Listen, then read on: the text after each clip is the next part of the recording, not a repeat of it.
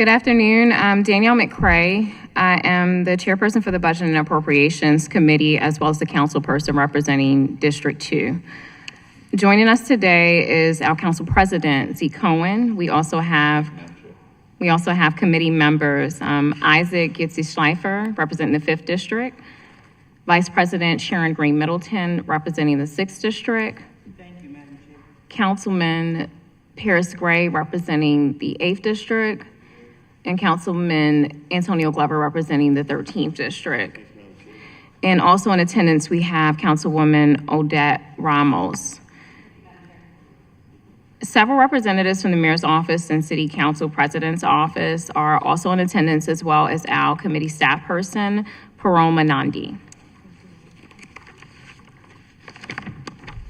Today, we're going to be hearing legislative oversight LO 25-002 American Rescue Plan Act quarterly budget briefings at this time, and we're going to go ahead and start with a presentation from the Mayor's Office of Recovery Programs.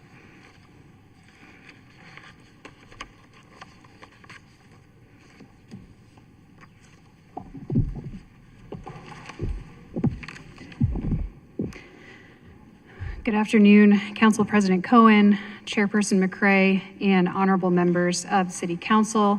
My name is Elizabeth Tatum, and I serve as the Acting Chief Recovery Officer for the Mayor's Office of Recovery Programs. I'm pleased to provide you with an update today about our continued progress in implementing the American Rescue Plan Act, and also offer a brief summary of our spend to date for the Opioid Restitution Fund. Before doing so, in keeping with the tradition of my predecessor, I would like to thank every member of the Recovery Office team. This is a team of dedicated public servants who are deeply committed to Baltimore and care about getting this work right. We also happen to enjoy working together and collaborating, which makes tough days easier. I would also like to thank Deputy City Administrator Shemaya Kearney. She led the office with distinction for nearly 4 years and taught everyone on our team, including me, so much. We appreciate her continued support and engagement as we work very hard to meet the ARPA expenditure deadline and to finish this work well over the next 2 years. We can move into the presentation. So before, actually, if you wouldn't mind going back just one slide. So this is our reminder to everyone that we both have a website where we regularly post. We have a monthly report to City Council, a quarterly report to Treasury, a dashboard, and then we also post regularly on a variety of social media channels. I was at an event the other day and someone asked to take a picture of my talking points to get budget numbers. Happy to do that, but there are other ways to get the information. So it is there for you. Next slide, please. Next slide, yes. Okay, so an update on obligations and expenditures overall. As everyone on the committee knows, we have fully obligated $641 million. It's $641,170,126. That's all been obligated as of December 31st. And then as of the end of March, we've expended $434.9 million. And I will note that today's presentation, the ARPA expenditures go through the end of March. When we have our budget hearing on May 28th, we will have numbers through April. And that really has to do with when books closed and the timing of when we prepared this presentation. Next slide, please. So this is an overview of expenditures by city agency. And I won't read through the table. I trust that you have a copy of the presentation, and if you have questions about any of these items, happy to entertain those. So we can go to the next slide. So our city agencies across the board have spent 62.8% of their total agreement amounts. And again, that data is as of March. Next slide. And then we move into where we're at with quasi-governmental organizations and nonprofits. those across that portfolio, spend is at 84.6%. The focus of our presentation today, as it was in our last quarterly briefing, is really about projects or agencies that are expending less than 50%. So we have fewer organizations that meet that criteria this time around than we did last, but I will go through each one and talk about where they're at and some of the reasons for the spend patterns that we see. So I will take each of these one by one. The first is our agreement with the Department of Finance for city services. So this is a $3.7 million agreement. It was executed at the very end of December 2024, so this is only reflecting 3 months of spend. The focus of this agreement is on tackling 311 requests and completing proactive work for core city services like street maintenance, traffic safety, trash collection, and the like. We expect about half of this agreement to be expended within the next 6 months. $656,000 of this agreement is dedicated to ADA ramps that are being built in the downtown City Hall footprint in preparation for Artscape. There are 56 ramps slated for completion, 50 are done. And then there's $1.3 million also dedicated to the 21-week Charm City cleanup project that was announced by the mayor during his State of the City address. Next, I'll speak about the Department of General Services. So their total obligations are $36 million, and they've spent across their projects 43.8%. Note that they are implementing 6 different projects. 3 are at 70% spend or greater, and then 3 have spent less than 50%, so I'll just talk about those 3. So first, DGS is using $3.4 million in ARPA funds for facility upgrades at multiple fire department facilities. Those are improvements like bathroom renovations, boiler and heat pump replacement, that sort of thing. Most of those projects will be complete by June of 25 and the remainder by June of 26, so we don't see much risk there in terms of spend. Secondly, DGS, as everyone knows, the city is replacing the City Hall roof. That is obviously a large undertaking funded at $11.8 million, and ARPA is contributing $6.85 million. There's a notice to proceed was issued in December of 2024. Construction will start in April, and ARPA funds will be spent down first. And then the third project under 50% spend for DGS is the $10.8 million in work to replace HVAC systems at 6 libraries. Construction has started at 4 of the 6 libraries, and all are expected to be completed by fall of 2025. Department of Transportation, that is a $13.1 million obligation. They've spent $31.4. That agreement was signed about 1 year ago. The largest portion of this agreement is $12 million for the construction of ADA ramps. The goal is to complete 1,600 ramps by June of 2026. About 40% have been completed thus far as of the end of April, and the remainder is dedicated to sidewalk repair. There was a delay in the issuance of that contract because of a bid protest. I won't go into all the specifics, but the work is well underway now, and they've completed about 18% of the sidewalks that they have slated. Moving to Recreation and Parks, that is a $58.4 million obligation. They've spent 39.7%.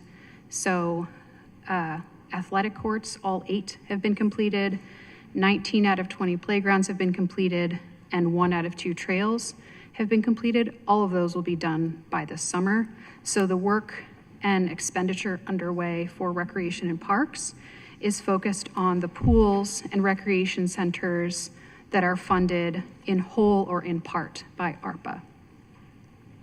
Construction has started for 3 out of the 3 pools. Towanda and Coldstream are expected to open in June 2025, at the same time that all other city pools open. And then Greater Model Pool should be completed by fall of 2025, and then it will be open in time for the summer season of 26. And then there are 3 recreation centers under construction.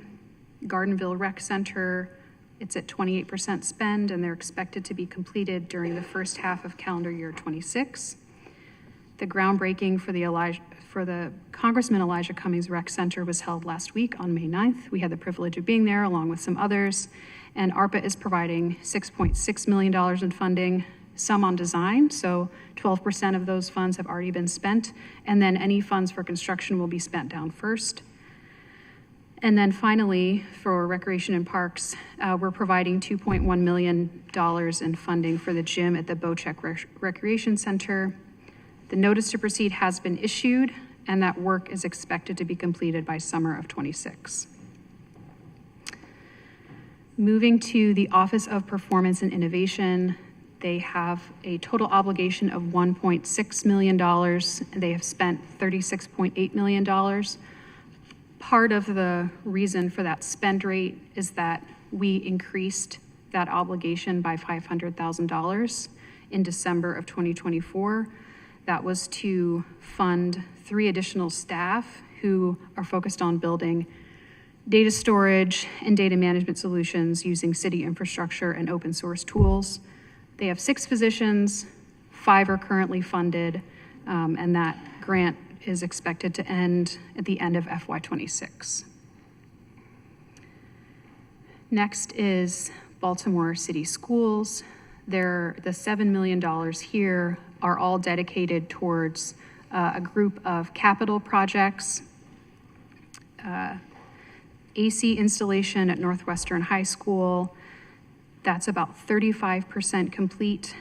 We do expect tariffs to impact this project because not all AC units are purchased yet, and we'll continue to communicate and coordinate with city schools on the impact of tariffs.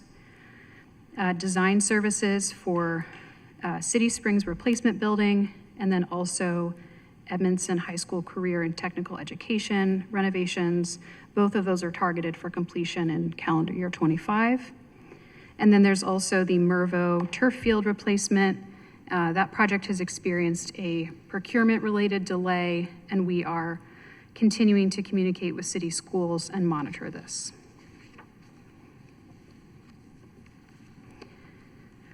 Enoch Pratt Free Library, that is a $4.4 million grant. They've spent a little under half.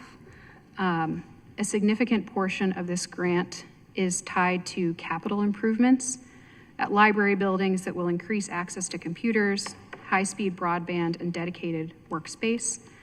There's overlap between 3 of the buildings under this agreement and the HVAC project. So because they're taking a whole building approach, the progress on those efforts are really linked together.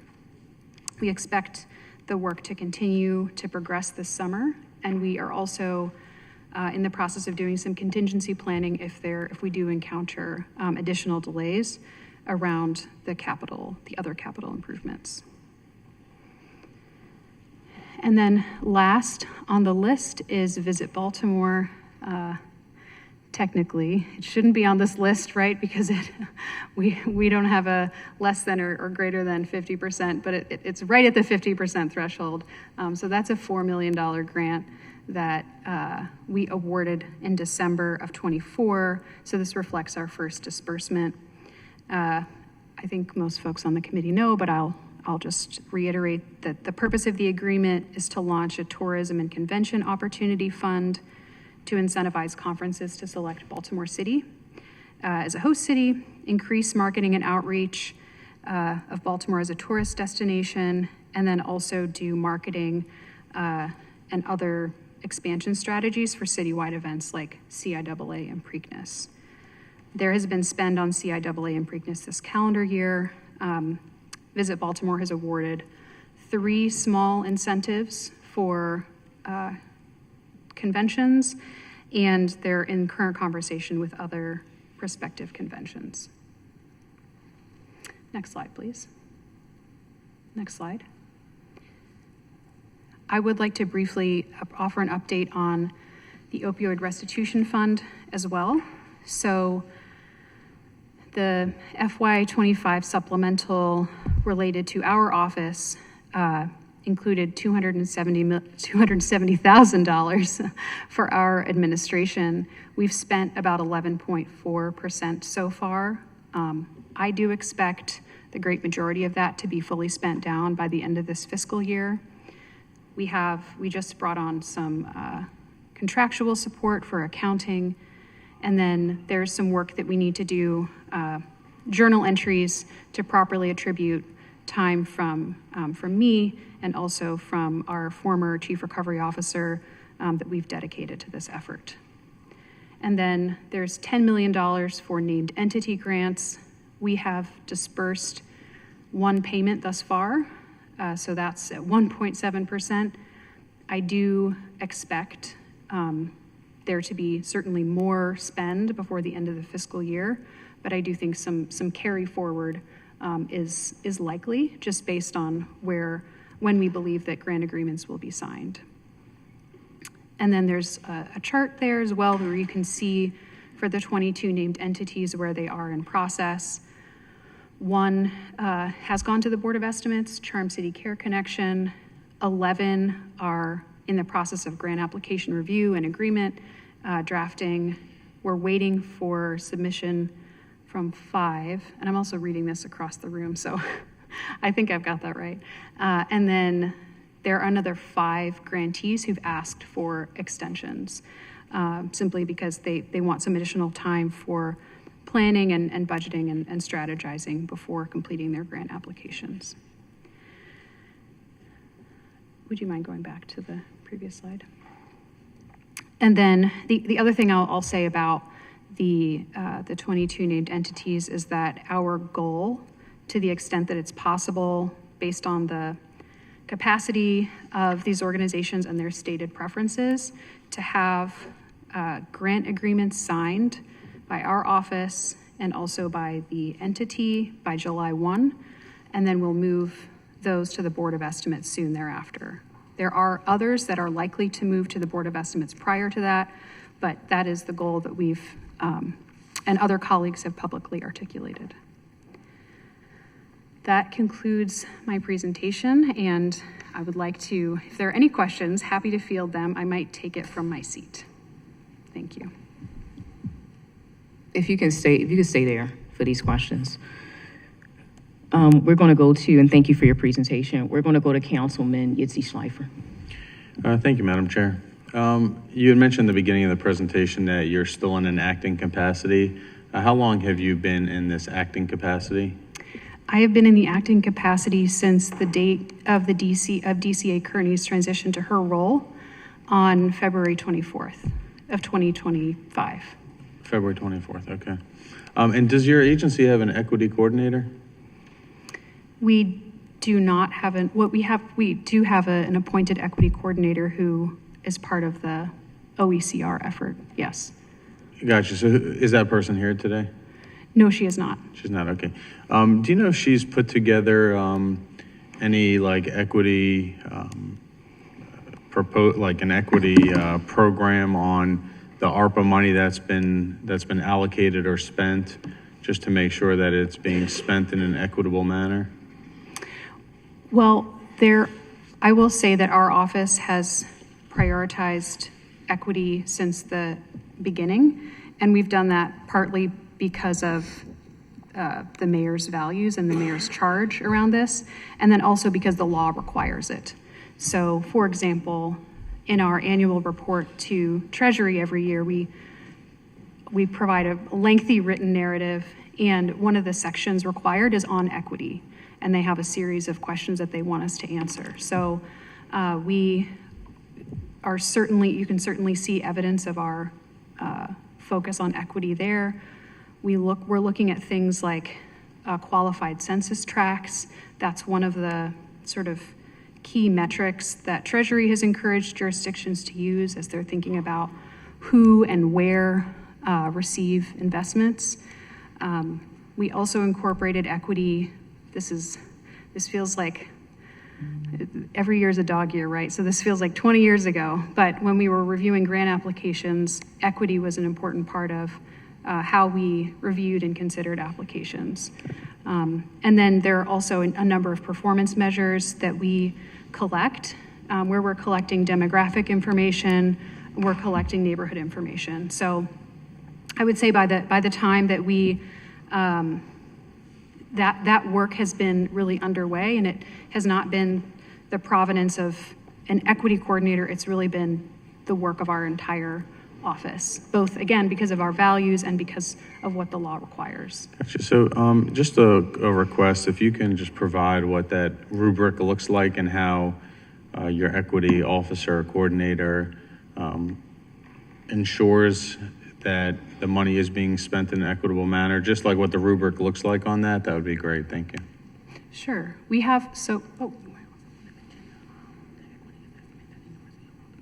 The other, thank you, DCA Kearney. So she also reminded me, we are at work right now with the University of Baltimore on a spend analysis that considers equity. So they're considering both who received ARPA investments and then where ARPA investments occurred. Some investments sort of cover both areas. It's targeting both people with certain characteristics and then particular areas. But then there are, for capital projects, for example, right? We can say this neighborhood has a new recreation center or has a library building that has seen capital improvements. So they are at work on that. They have all of our data. We've started looking at visualizations together.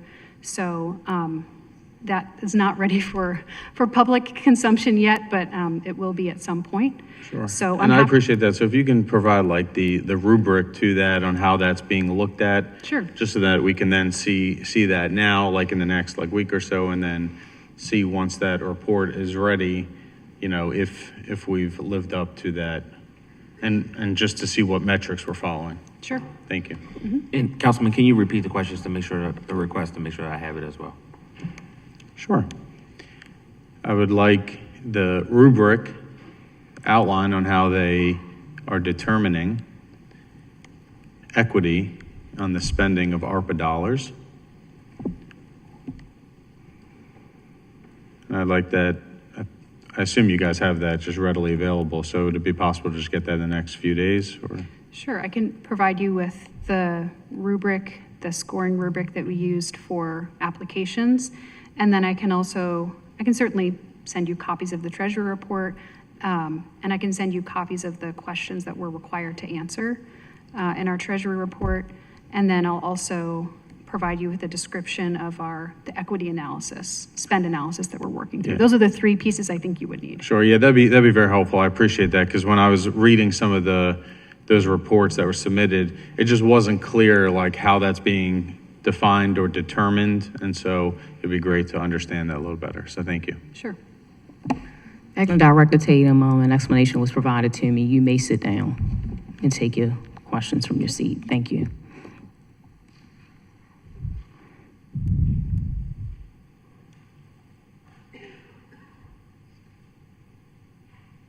We're going to go to VP Middleton, Vice President Middleton. Thank you, Madam Chair. My questions, I guess, or question is just kind of a general statement of some things to consider that each of these agencies that you mentioned are doing. Of course, we've had the problem with the update and with ramps and just sidewalk repair. Specifically, I guess, make sure that, and I guess the agency, when they come, can talk about this, what specific repairs are the city responsible for as far as sidewalks, because we do know that residents are responsible for their piece. So that definitely has to have some clarification. I know for Rec and Parks, you mentioned, and all of us are so excited about all of these wonderful rec centers that are being repaired or rebuilt. But we constantly talk about the need for forestry to have funds to help with stumps and things that have been neglected. Our city does have a suburbia effect, and some of us represent areas that's almost completely suburbia, and there's problems. So that definitely has to be taken under consideration. And and back to the ramps, I think Department of Transportation should also consider really looking at our traffic light structure and where we need new we have traffic lights that have been up for probably almost 100 years. And I'm finding out as I report traffic lights, you know how it's 2 lights together, and there's some cases where 1 light is out. Things like that have been reported since like 2021, and the light is still out. And some of these lights are around near schools, and they have not been taken care of. So simple things like that really need to be considered. And also areas that desperately need a traffic light because of a record of consistent accidents and deaths. And I just think it's something important as we're dealing with traffic problems after COVID. And I know that it's important that our city buildings are in desperate repair, and I'm glad that you are, allotting money for that. So I just wanted to add a few considerations as you move forward. Thank you. I don't know if you want to comment. I'm happy to comment. So what I will say is that we have the city services agreement that I mentioned. Mm-hmm. That is, at this point, there's a little more than $1 million that we're developing plans for. At this stage in ARPA, because we're after the obligation deadline, we're not able to introduce new scope to any of these agreements. Treasury does allow for certain types of changes after the obligation deadline, but they're very limited. And one of the things that we're not able to do at this stage is say there's a grant agreement with DOT and we want to add scope to it. So that is a limitation. 100% acknowledge the needs that you've articulated. Mm-hmm. I think the opportunity for ARPA to be the funding source for those things is very, very limited. Thank you for the clarification. Sure. So, I hope the agencies are listening and take note. Yeah, and Madam Chair, if I may, Vice President Middleton, I know exactly what intersection you're talking about, and we have followed up with DOT on an update with the grant. As you know, that's a federal grant for that traffic light at Liberty Heights in Oakfield. But what we have done in the meantime is Major Yorkovich has, we'll have an NCO doing increased traffic enforcement at that intersection since we've had the recent car accident there. Thank you for that update as well. Thank you, Madam Chair. Thank you. Acting Director Tatum, can you speak to what type of technical support we're providing the entities, the organizations who are getting the grants for the opioid restitution fund? So we are early days for the opioid restitution fund, as you know, and we haven't arrived at grant agreement for everyone.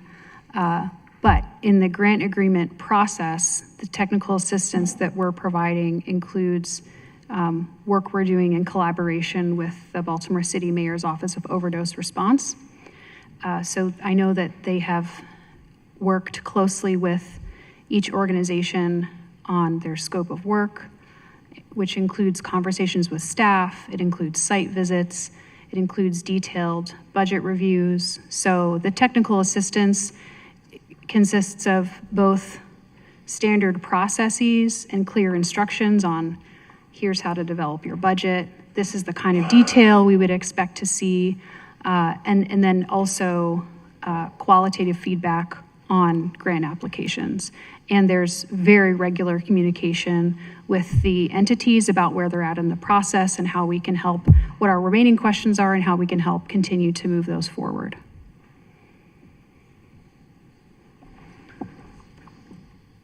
For the funds that have been dispersed, it's just 1.7% at this time. Have performance measurements been put in place? Are they installed within these grant agreements? How are we measuring the outcome of the funds that are being provided to these organizations? Was that something that you guys are also building out?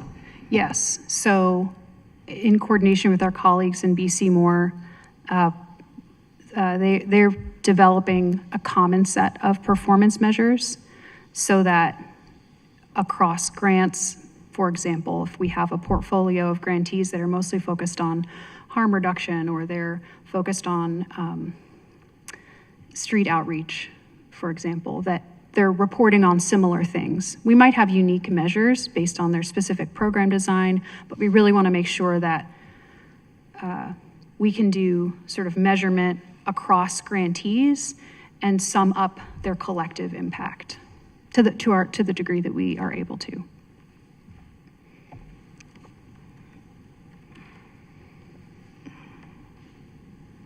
And thanks for that information. I know that I understand the common performance measures. A lot of these organizations may do different work. So are there going to be performance measures outside of that? Yes, the expectation is that there'll be a combination of common performance measures and then also some measures that are unique to the organization's program. So we'll make that decision on a case-by-case basis.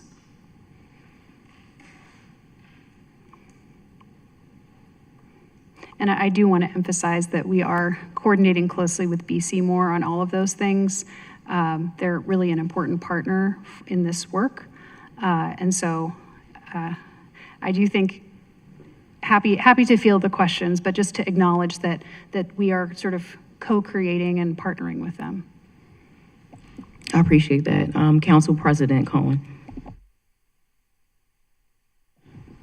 Thank you, Madam Chair. Thank you, Madam Director, and your predecessor, who I see as well. I kind of wanted to pick up where the chairwoman was going. I've heard some frustration, consternation among some of the organizations in the opioid recovery space about a very limited amount of dollars being open this year for different organizations. We know there were a number of organizations that were named in the settlement.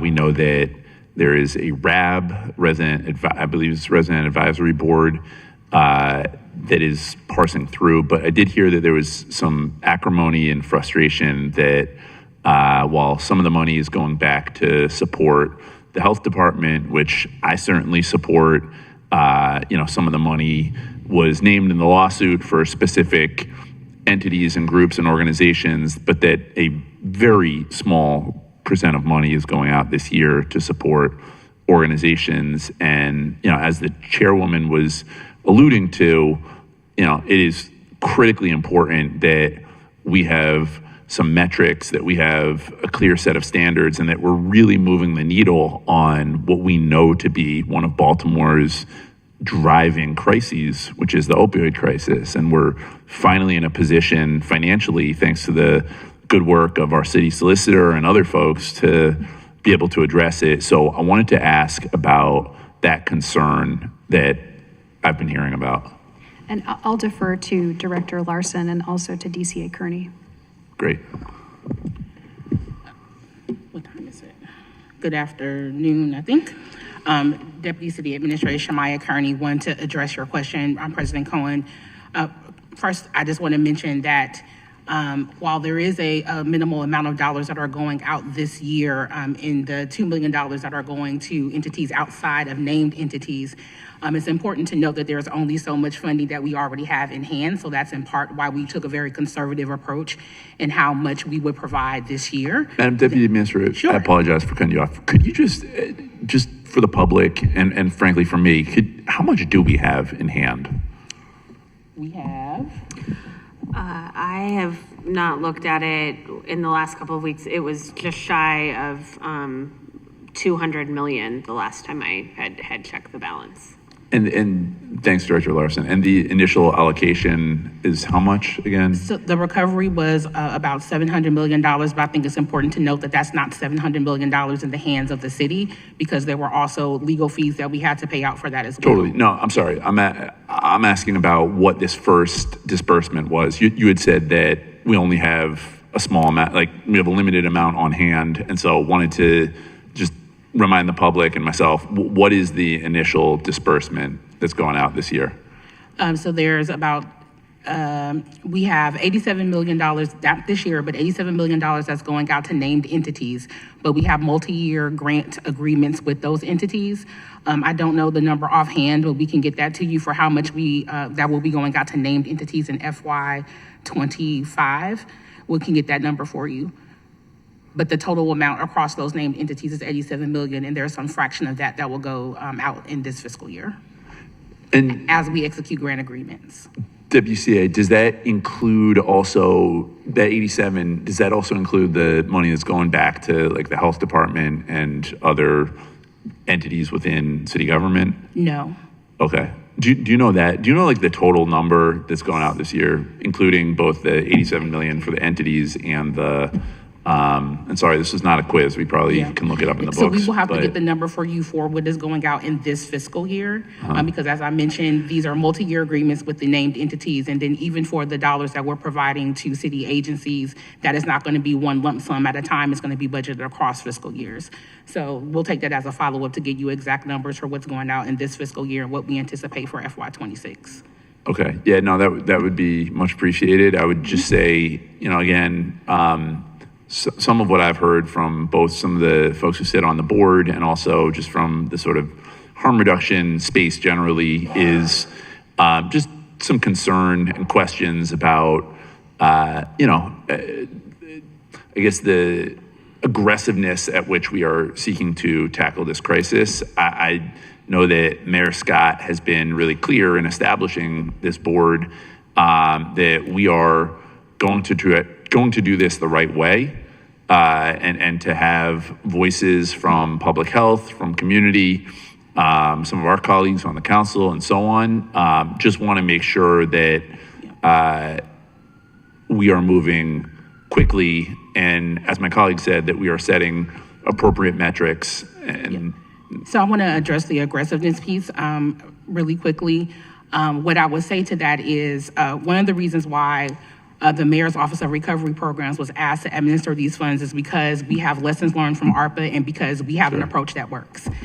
So one of the things that we are keenly aware of is that because we have a lot of money at one time doesn't mean that an organization has the capacity to implement and move those dollars in an efficient fashion and quickly. So don't take the amount of money as not aggressive.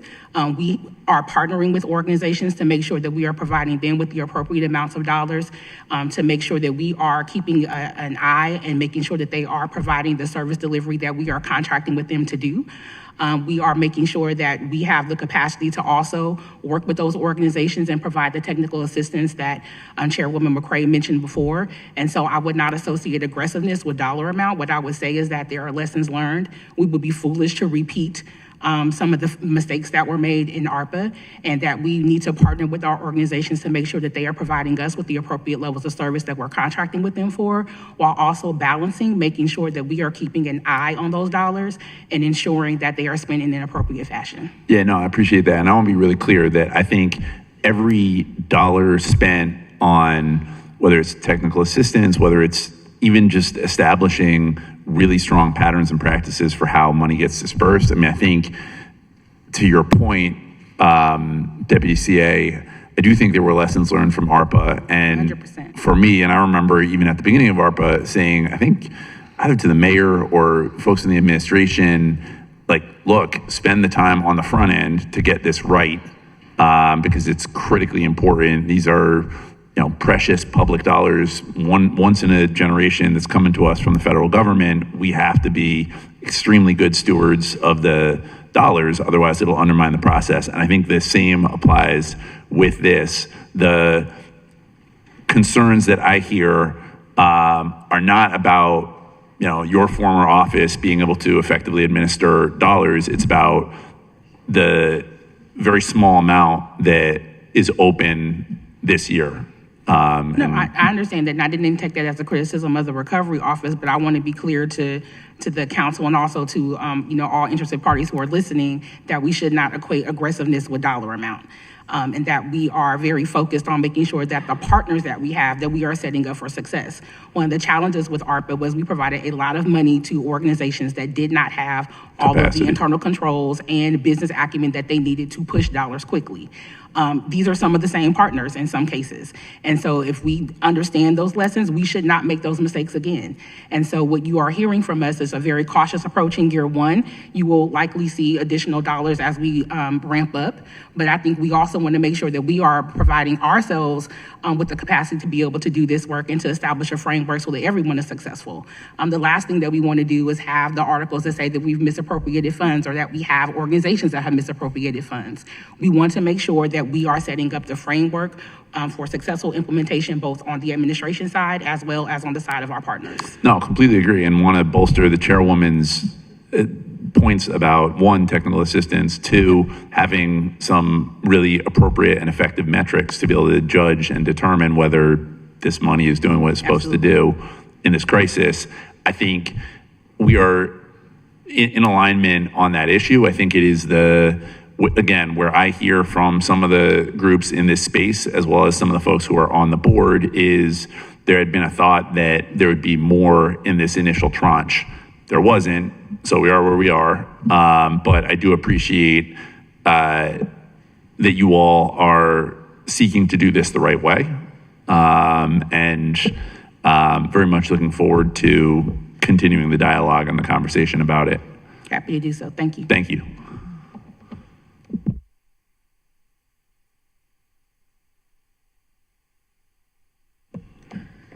Committee members, do we have any additional questions?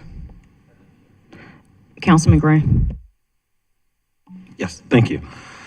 Since a portion of the ARPA funding has been used to support staffing, how will these positions be sustained after the ARPA funds are depleted?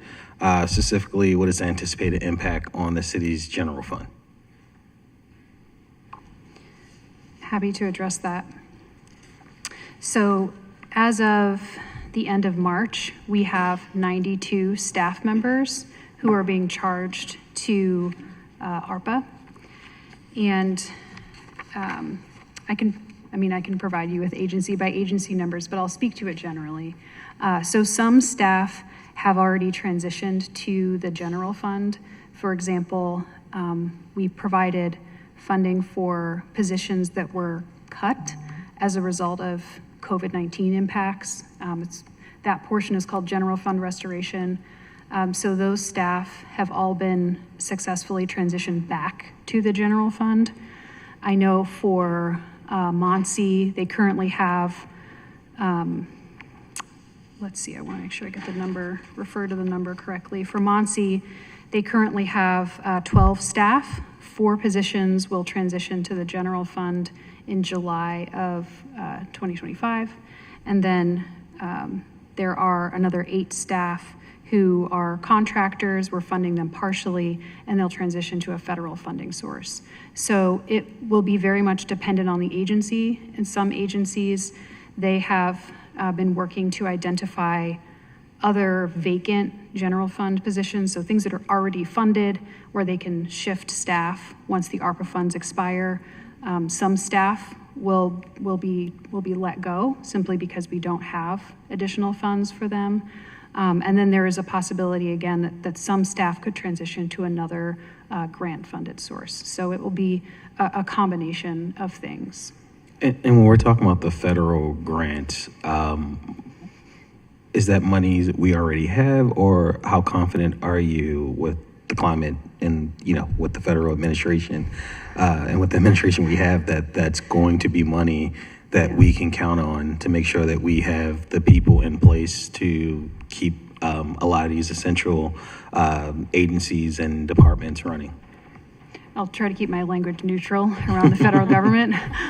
I will just say it's not a predictable environment right now. So right now, for MONSE specifically, for those 8 staff members, we believe that those federal funds are available. We don't, to our knowledge right now, those haven't been impacted, but it's possible with any of these things.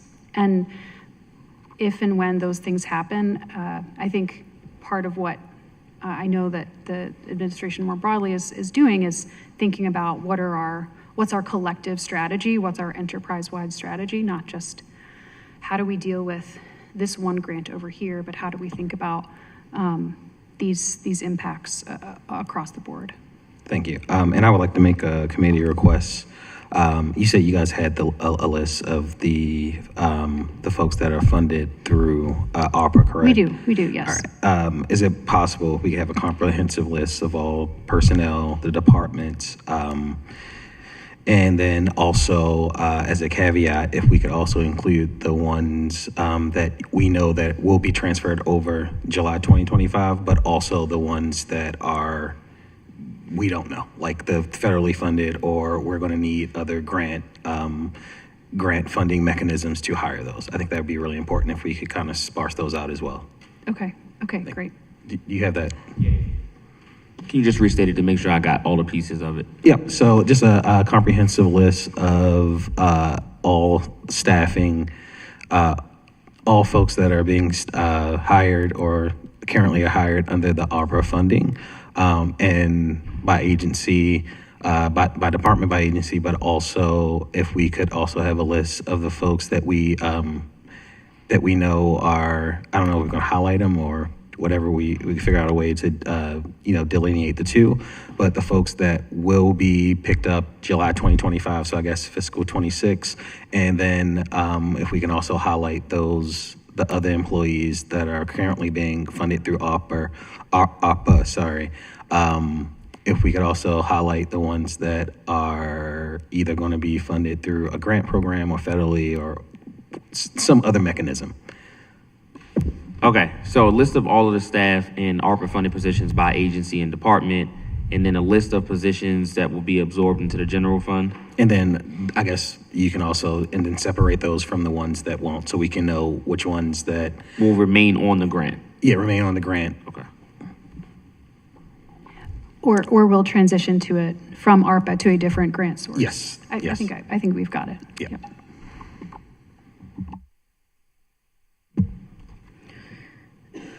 Thank you. Thanks for the information that was shared from the Mayor's Office of Recovery Programs. We're going to go ahead and recess this hearing, and we're going to be hearing now going into Bill 25-0060, Ordinance of Estimates for the fiscal year ending June 30th, 2026. We're going to hear from BBMR budget overview first, then we're going to hear the Mayor and City Council 25-0075 operating budget for the Baltimore City Board of School Commissioners for the fiscal year ending June 30th, 2026. We're going to hear from BCPS for their budget overview after. Director Lawson, whenever you're ready.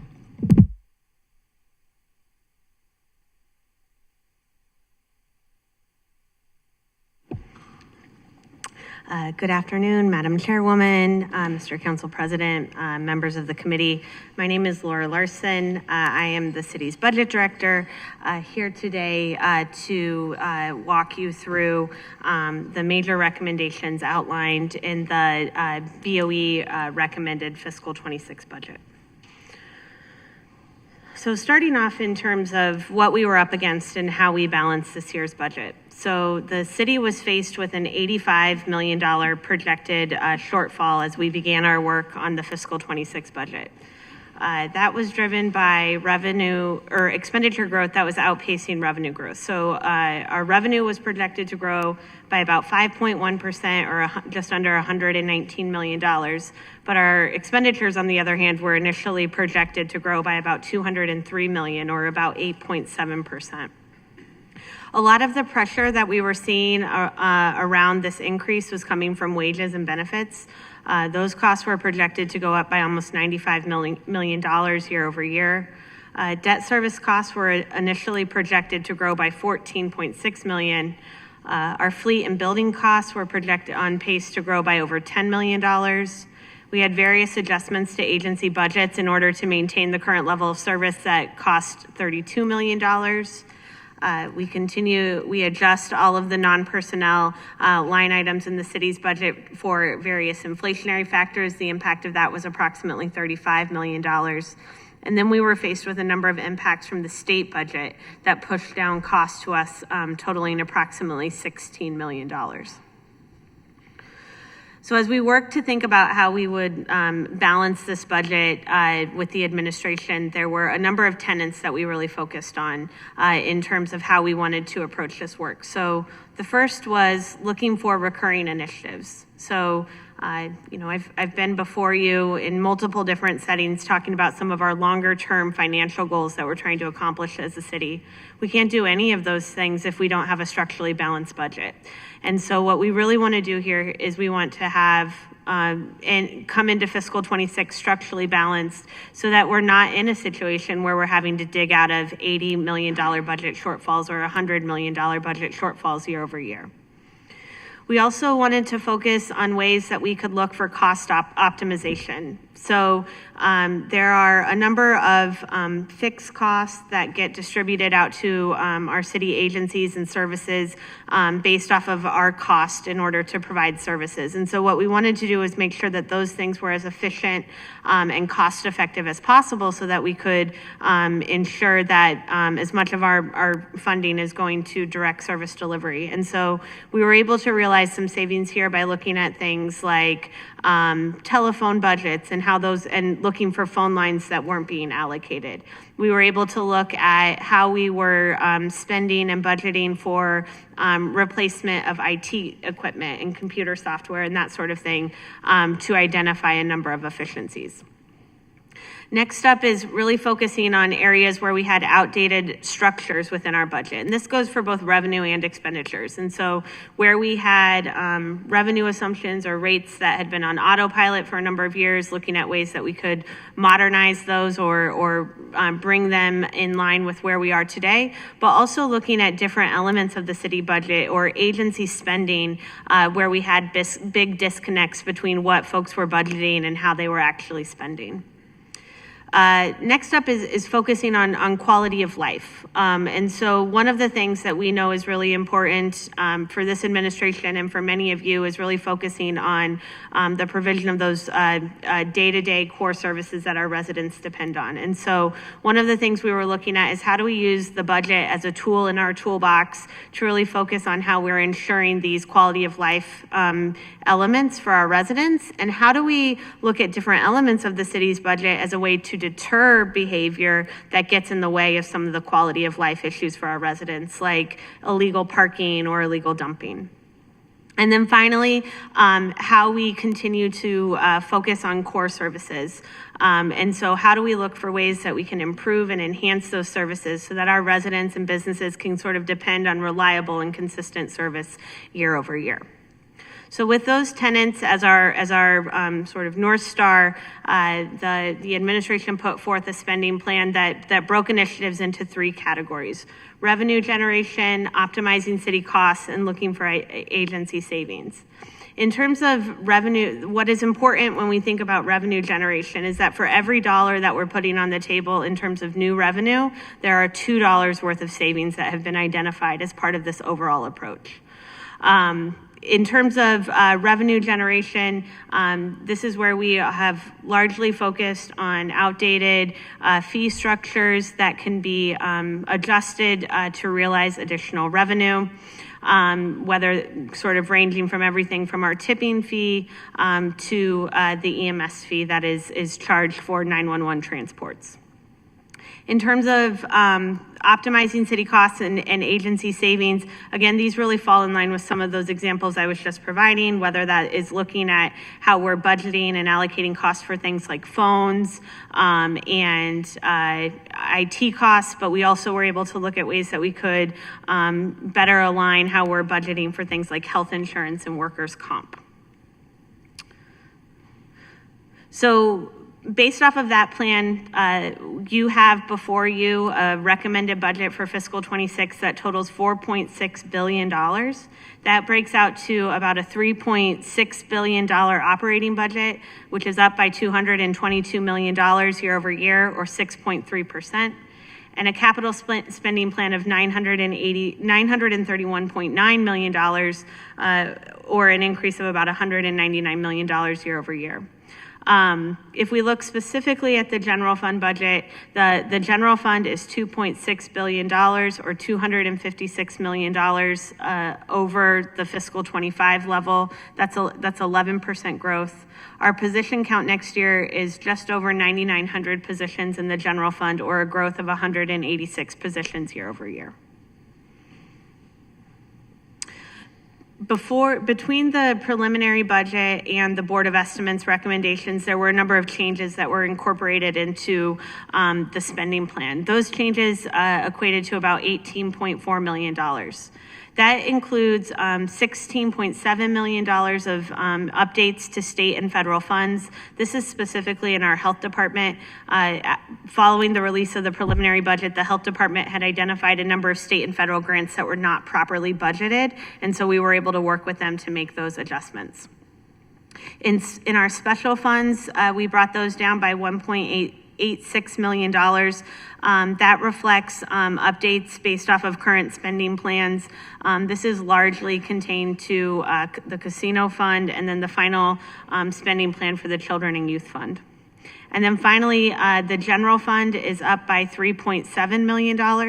This is based off of final state actions that made their way through the session in Annapolis this year, as well as allocating some additional revenue to the convention center based off of a contract that they had from their food and beverage contract. So let's talk a little bit in more detail about the general fund revenue. So the total general fund next year, as I mentioned, is $2.6 billion. As we can see here, property tax, income tax, and highway user revenue are the three largest funding sources for the city's general fund. Those three sources combined account for nearly 3/4 of our total revenue. I'm not going to detail changes in each of these revenue sources because we've done that. My team and I were here with you all about a month ago to walk through that information. I have included those slides as an appendix to these materials, and I'm happy to answer any more detailed questions. The only revenue source I really would like to highlight today is the income tax, and that's because we made a revision to our projection between preliminary and BOE recommendation. So as we all know, there's great uncertainty that is facing us in terms of the national economy as we all try to understand what is coming. But what we know is that here in Maryland, we are very susceptible to the passed down impacts of a smaller federal government. And so what we had learned following the finalization of data for the preliminary budget was that the state was downgrading their projections for income tax in fiscal 26. They had told local jurisdictions to prepare for a slower rate of growth compared to what we were told in December of 2024. And so what we have done is we've reduced our projected income tax revenue for fiscal 26 to be in line with those state projections. And so what that means is that our growth projections for the current fiscal year, fiscal 25, were reduced by about 1.1%, and our growth projections for fiscal 26 was reduced by about 0.6%. The combination of those two changes results in a decrease of projected revenue of about $5.9 million, or a 1.2% decrease year over year. One of the things that I'd like to point out is that the rate that we're assuming for income tax next year is 3.2%. I do want to flag that in this year's General Assembly session, state lawmakers in Annapolis did authorize allowing local jurisdictions to increase their local income taxes to 3.3%. The Scott administration is not recommending an increase to our income tax as a way to avoid any sort of broad-based increase for our residents. So now I'll switch gears and talk a little bit about the expenditure side. So as I mentioned, the total expenditure budget is about $3.7 billion. That's across all funds. You can see here what that looks like in terms of breakouts by the citywide pillars. Building public safety represents the largest pillar in our budget, followed by clean and healthy communities, prioritizing our youth, followed by equitable neighborhood development, and finally, responsible stewardship of city resources. The city's general fund accounts for just under 67% of the total budget. The enterprise funds represent approximately 19% of the budget, and grants represent approximately 14.7% of the budget. There are a number of very exciting investments included in the mayor's proposed budget coming out of the general fund. First up, there's $504 million being allocated for city schools. That takes into account meeting the city's local share funding requirements under the blueprint framework. It also includes an increase in the city's allocation of GEO bonds for school projects, going from $19.5 million a year to $27 million. There's $1.3 million in the Mayor's Office of Neighborhood Safety and Engagement to expand their group violence reduction strategy. That effort will allow them to provide those services citywide in fiscal 26. There's $1.2 million within the Department of Housing and Community and Economic Development to support additional staffing in line with the Mayor's Vacants Initiative. There's $5.2 million allocated within the Department of Public Works for solid waste to reduce the size of routes for our trash and recycling crews. So there will be 15 new crews that will be coming online during fiscal 26. And then finally, for responsible stewardship of city resources, there's funding to invest in the recently announced Be More Fast initiative that's focused on overhauling the city's permitting process. There's a lot of focus right now on what is happening with state and federal grants and how that will flow through to impact the city's budget. The recommended budget includes $361.1 million in these grants. That is up by about $16.7 million year over year, or growth of about 4.8%. You can see that out of that 361, about 216 million is coming from federal grants and 144 million is coming from state grants. We know that some of our largest federal grants include the Community Development Block Grant, the Ryan White Program, the Head Start Program, the Continuum of Care Program, and the Workforce Innovation and Opportunity Grant Act. These dollars together support a variety of direct services to city residents, whether that be individuals experiencing homelessness, various housing programs or grants that are provided by CDBG, and workforce services that are provided by the Mayor's Office of Economic Development. This is an incredibly fluid situation. We are budgeting based off of what we know today. And so for many of our large formula-based grants, we have not been notified of any major reductions. Now, new announcements get made every day and new information gets passed on every day. So this is something that is ever evolving. We're closely monitoring the president's proposed budget because we know that there are cuts to these grants in that budget. So what I'll say to you is that none of us have a crystal ball, but what we're budgeting today is based off of what we know today. But we have to be prepared that if we are notified of a major reduction to any of these grants, we will likely be coming back through to the Board of Estimates and before the City Council throughout fiscal 26 to make adjustments and amendments to the budget to reflect the loss of these, the potential loss of any of these dollars. Next up is the opioid restitution fund, which we were just discussing. This is the first year that the opioid restitution funds are showing up as an appropriation in the annual budget. Our plan would be to allocate additional funds every year as part of our annual budgeting process. This year, we're recommending, for fiscal 26, we're recommending to appropriate $36.7 million. Those dollars are being allocated to grants, city services, and oversight and support of the funds. And then finally, our enterprise funds represent about $636.2 million of the city's budget. This is primarily our water and wastewater funds. The fiscal 26 budget takes into account the rate changes that were approved by the Board of Estimates earlier this year. So those will be annualized for a full year going into fiscal 26. The water and the wastewater rates are up by 9% each, and the stormwater rate is up by 3%. These dollars are going to support additional positions that will be dedicated to procurements that are for the enterprise funds.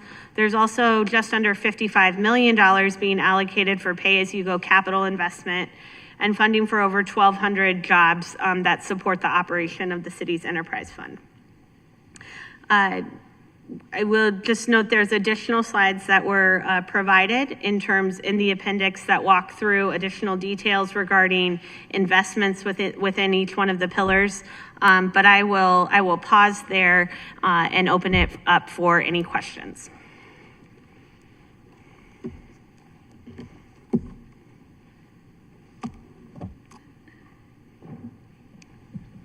Thank you, Director. Regarding the quality of life tenant, when we talk about the rate change with wastewater, stormwater, how much is being increased for those programs that actually service residents who may be struggling to pay these bills, this increase?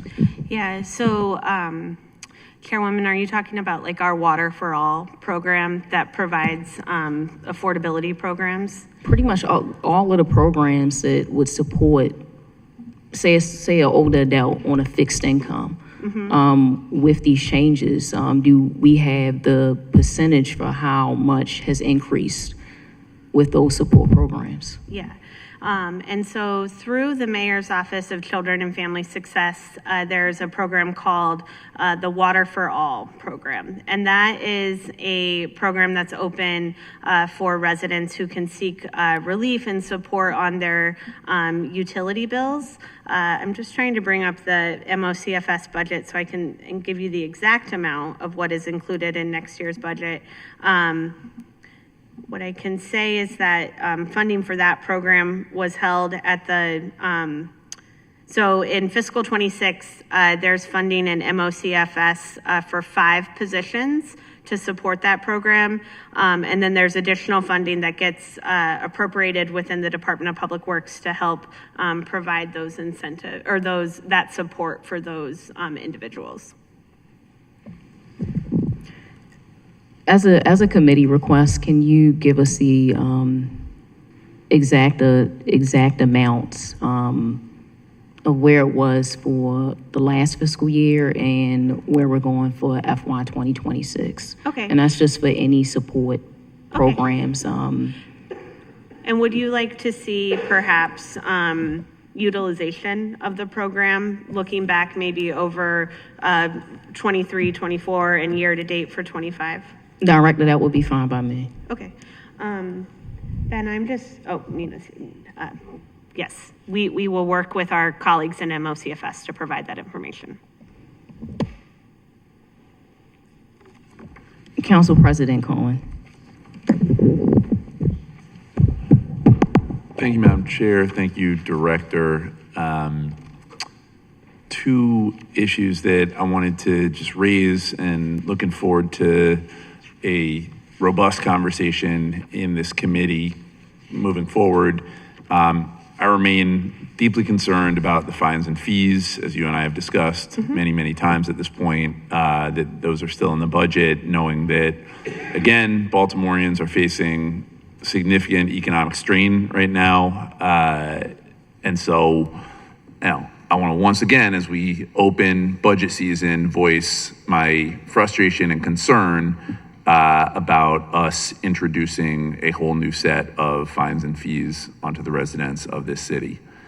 I want to ask about capital funding, particularly for Enoch Pratt, the library system. Okay. My understanding is about $52-ish million of needs, according to an assessment that the library system did.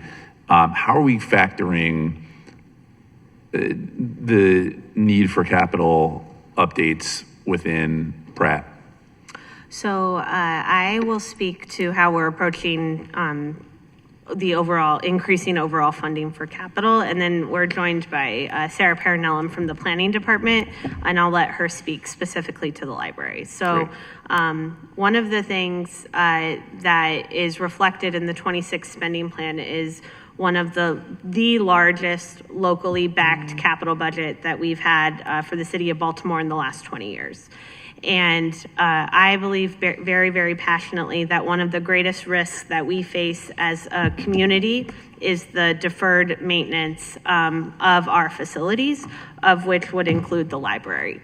And so what we need to do, and what we're focused on, I think from a broader financial strategy perspective, is looking at ways that we can sustainably and on a recurring basis support a larger capital budget so that we can fund complete projects, so that we're able to start and execute projects quickly. And so we're able to start to chip away at, the ever-growing list of HVAC issues and roof issues, so that we can provide modern, state-of-the-art facilities for our residents to use, whether that be a library or a community action center. So I will let Sarah speak specifically to how they're approaching the library's capital budget for next year. Yes, thank you. So we, as Director Larson mentioned, we have capital needs for all of our agencies, not just libraries, that exceed the available funds. The libraries works through the Department of General Services to submit their requests. And so we have requests from libraries for the 6-year program. And in keeping with the policy that Director Larson mentioned, in the 6-year program, we have $10 million for the Hamilton branch in one of the 6 years. So we're trying to make sure that we're getting complete projects on there, some smaller projects in other years, but a substantial renovation of a branch completed in a single fiscal year. In the past, that would have been funded piecemeal over time, and it would have taken many years to accumulate $10 million to be able to do that library renovation.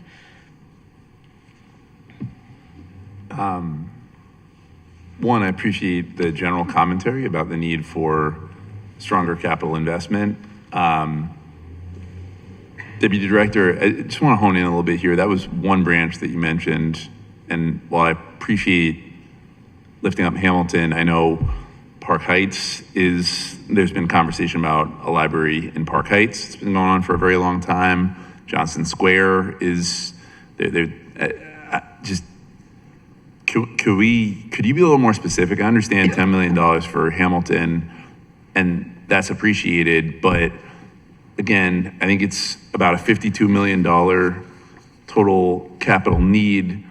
There are branches all over our city. Was it 28 of them, 26 of them? Is that accurate? Yeah, I don't know. The Park Heights branch has been funded in previous fiscal years, so there isn't a recommendation for additional funding in FY26 for Park Heights because that funding has been secured already. Okay. Looking forward to following up directly about that. But just again, I think the point that I'm trying to make here is that there is pretty profound need for capital spending for many of our branches. Some of the conversations I've had with leadership over at Pratt is about just like so many city buildings, they are really, really old and in some cases deteriorating. We have, in my mind, one of the best public library systems in the world. Our libraries are world-class. They're some of the last truly available free indoor space where anybody can come. We have lawyer in the library. We have peer recovery coaches in the library, social workers in the library. It is just, it's a gem for Baltimore. And so I'm looking for a little more specificity and clarity on how we're thinking about addressing very significant capital needs for not just one branch, but the system. Yeah, there's other funding for other branches. That's the most substantial, so that's why I was highlighting that one. Sure. And the point that you're making about the needs for the libraries, unfortunately, the same exists for all of our facilities. So if we think about our health centers, our police stations, our fire stations, our downtown municipal buildings, our community action centers, we have deferred needs for all of those, and that's why we're making the effort to increase the funding for the capital budget. It's one of the tenets of the 10-year financial plan so that we can invest in these assets. So we're looking to do that in a strategic way and making sure that we're investing so that we can fully renovate a branch rather than accumulating funds over many years, which is what happened with Park Heights. And we're trying to really shift our approach going forward. And then, Mr. President, if I may, Nina Themlis, Director of Government Relations for the Mayor's Office. So in addition to the $16 million to fully fund the Park Heights Library, the $10 million for the Hamilton branch, the city also dedicated $10 million in ARPA funding for HVAC improvements across the library system. And so want to appreciate your comments regarding the need in capital investment and support the planning department's recognition of citywide improvements, but combined across those three items, that's $36 million in investments over the past few years and through the next few years, and that we'll constantly be working toward increasing investment and making sure that our facilities are maintained. But I just did want to add that additional investment piece. Thank you. No, I appreciate that. I think heading into the budget hearings, I would appreciate a more specific update about not just one or two or even three libraries, but what we're doing. Deputy Director, I do appreciate that we have deep capital needs, as you said, in many of our public facilities across agencies in Baltimore. I'm asking specifically about libraries and would like to understand a little more systematically how we're addressing the needs as we move forward. Thank you, and thank you, Madam Chair.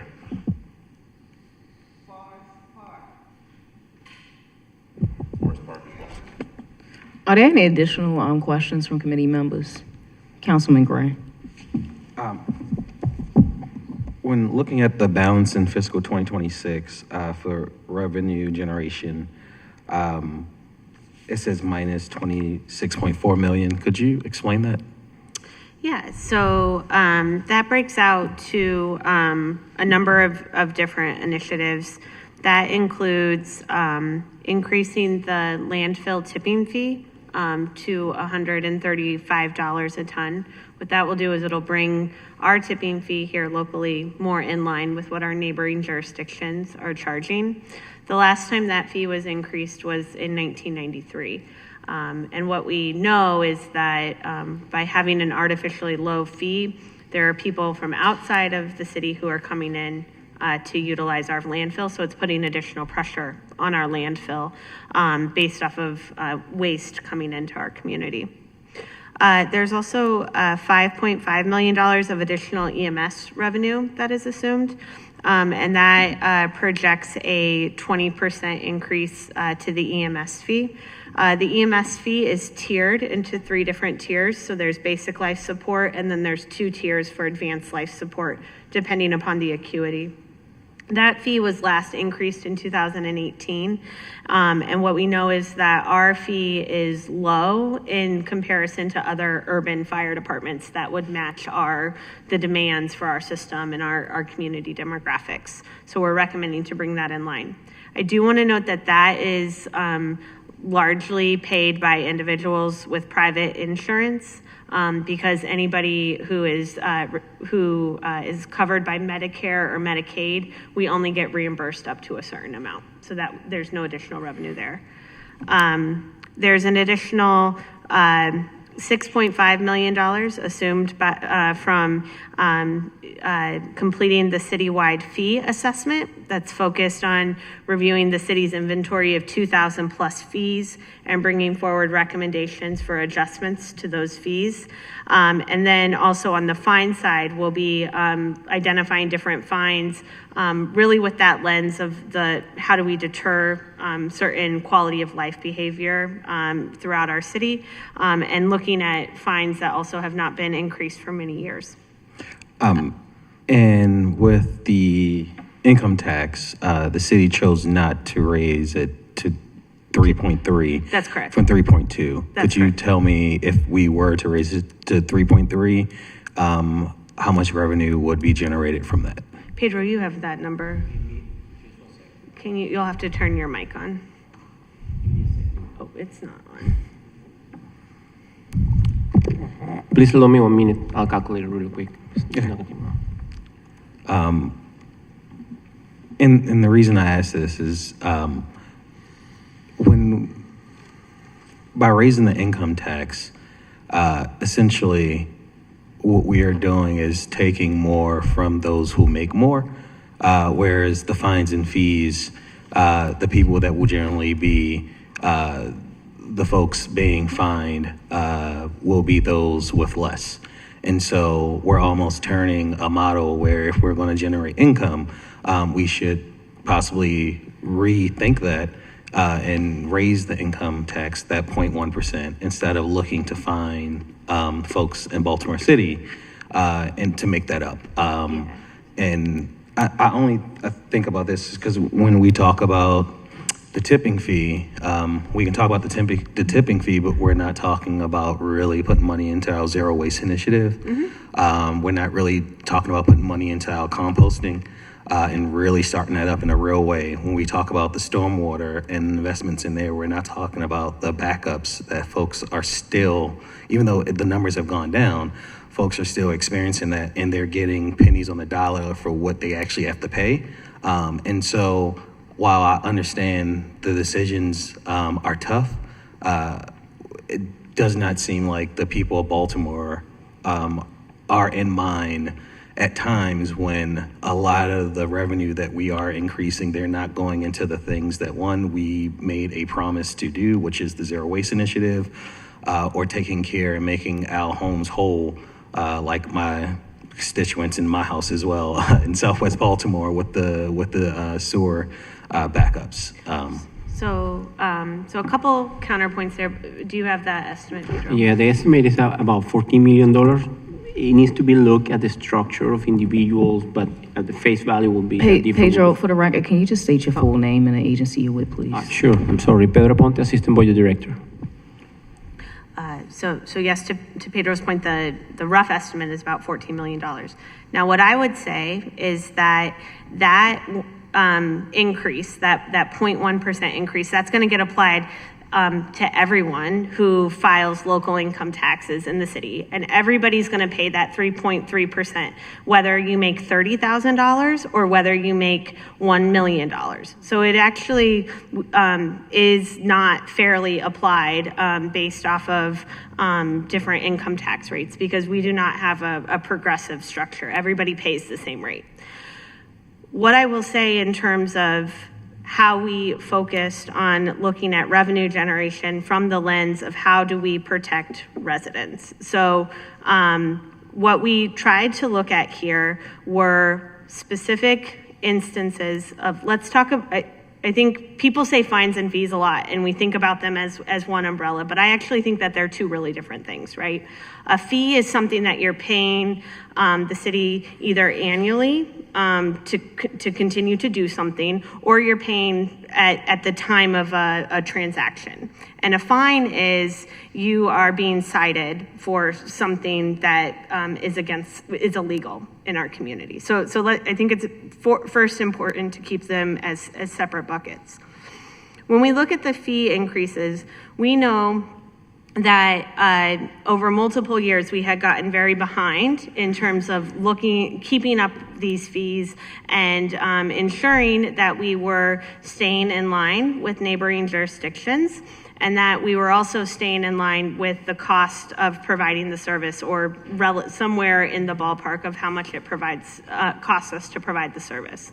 And so what that meant in the case of the tipping fees is we had a situation where we got way behind, and what that resulted in is there being more pressure put on our landfill from people coming in outside of our community. And that actually has a pass-through impact on our residents, because it's going to be our residents and businesses that have to pay to replace the landfill.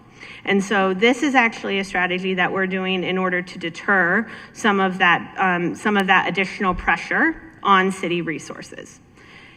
When we think about the tipping fee in relation to some of those DPW initiatives, especially zero waste, what Director Zaid will talk more about when he comes in a couple weeks to talk about the Public Works budget is about his need to ensure that we can, every single week, provide quality, routine trash and recycling services. Everything in DPW is built upon that foundation.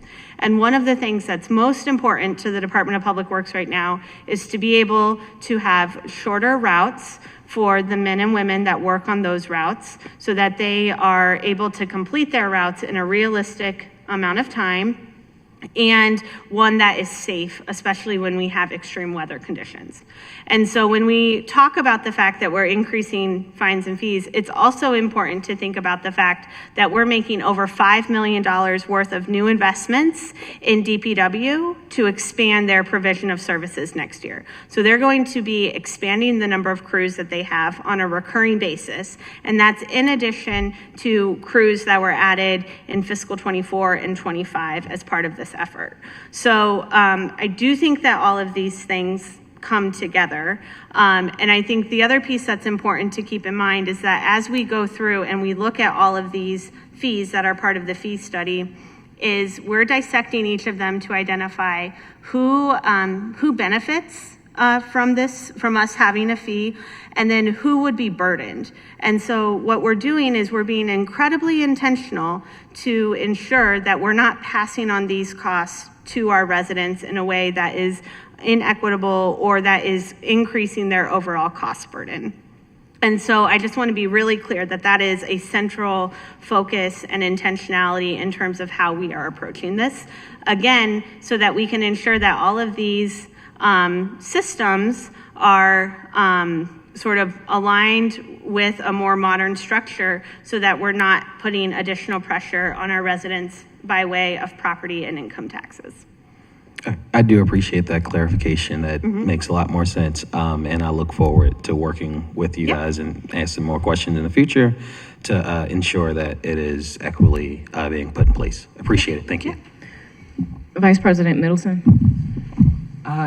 Yes, I just want to stress again what the council president had mentioned about the importance of our libraries and library system that has been in place forever, and including places, of course, the library in Park Heights. I'm listening to you, Sarah. It sounded like things were bleak with that, but I hope that's not the case, because we also have a renovation of the Forest Park Library that was not mentioned. And remember, our libraries are multi-service buildings that have already been around. So I think that because of that, they really take precedent around the entire city, that these need to be functioning buildings, and those plans need to continue. So I think the update for all of them is just very important as we move forward in this budget, in these budget sessions. Any comment on that with any of you? There's $1 million in FY26 for Forest Park Library, and I was just looking up because I think that one is substantially funded already. I was just looking that up, but so I think that's the last $1 million that's needed for that project. Right, and these libraries service, 3 and 4 council districts. Even though they might be placed in a certain area of a district, they service a wide range of constituents. Yep. I think the other thing that I would add regarding the library is, one of the things that we're also supporting the library through is helping them get their first labor contract ratified with their newly established union. Mm-hmm. And so when we look to the 26 budget, you see funding for personnel that is aligned with where management and the library board is trying to go in terms of supporting those investments in city staff. I also think it's important to remember that this 26 budget is the first budget that was put forward by our new library director, Director Helton. And so what I would envision that we would continue to see as we look beyond fiscal 26 is, him bringing additional ideas and proposals to the table that can be considered as part of the city's budget process.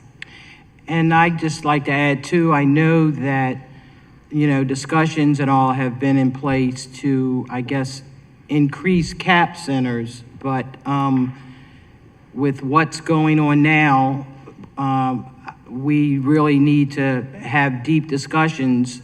Should we continue with trying to increase the CAP center areas or strengthen what we have and maybe add some satellite places in the library? So we really have to think creatively. I'm a member of the CAP Center board, so these are discussions that we're probably going to also have at those meetings, but just want to make that awareness that our creativity and thinking how to work with what we have is very important. Yeah, and I mean, in line with that too, it gives us an opportunity to, think about where residents are coming to access services too, and where we can make the experience more easier mm-hmm. and more efficient in terms of how they're trying to access our services. Mm-hmm. Thank you. Mm-hmm. For our last 2 questions, we're going to go with Council President Cohen and then Councilman Glover to close us out. For the council president, for our council member, and also for the folks responding, can we just make sure that we are being concise and comprehensive with these questions as well as with the responses? Thank you. Yes, ma'am. Thank you, Madam Chair. Again, thank you, Director Larson. I did want to pick up where Councilman Gray from the 8th District left off in terms of fees.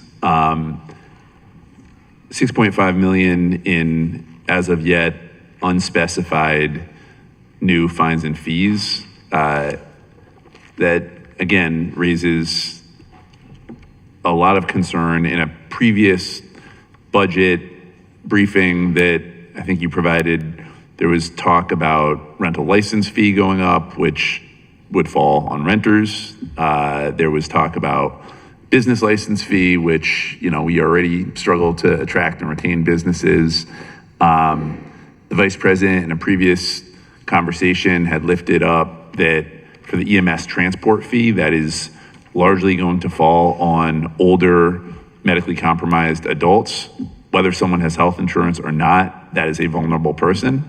Not weighing in on raising income tax, but would just say that, again, I think and then I'm going to stop, Madam Chair, because I heard you loud and clear, where there is alignment is any of these fees or fines that deter nuisance crimes with it.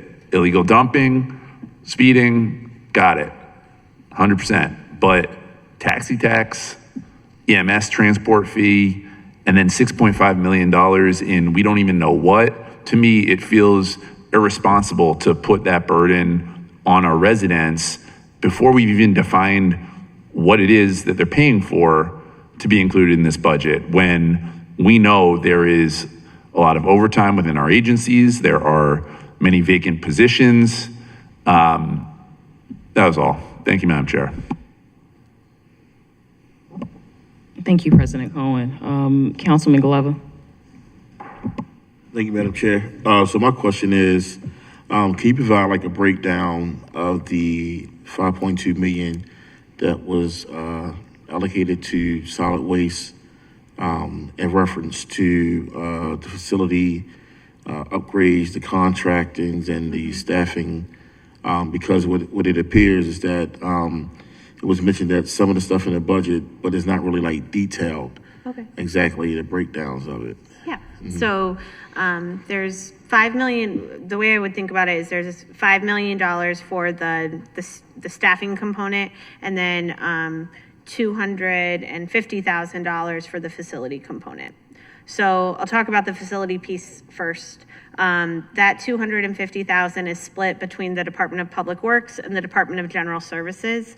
What those dollars will support is a position that's dedicated to overseeing the maintenance and management of the 8 solid waste facilities.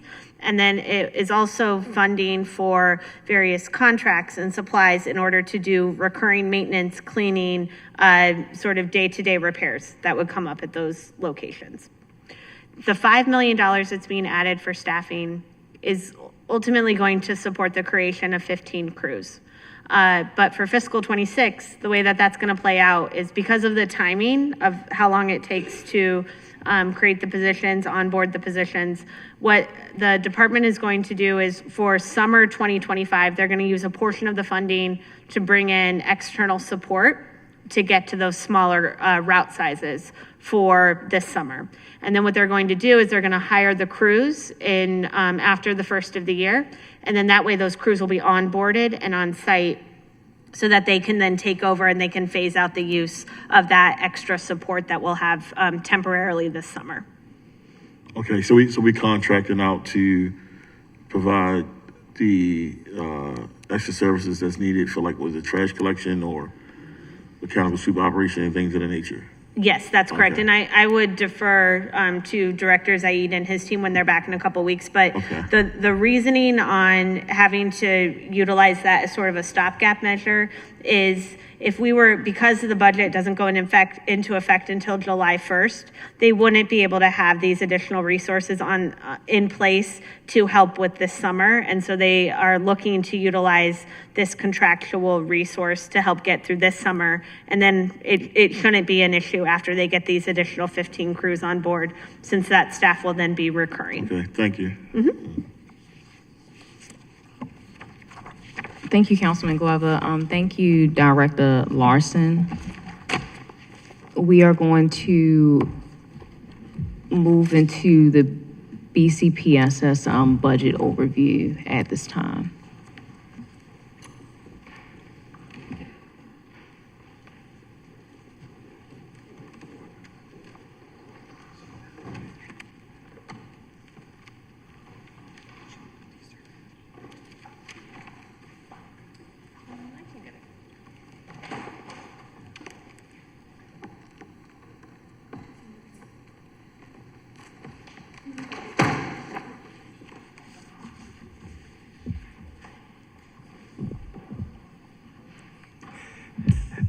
Good afternoon, Madam Chair, President Cohen, all members.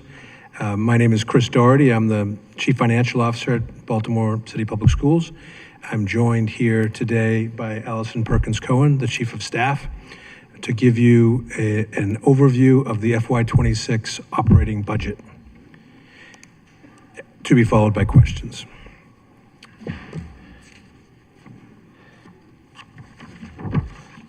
First, at the highest level, City Schools is quite pleased to be presenting this budget for our students and for our educators.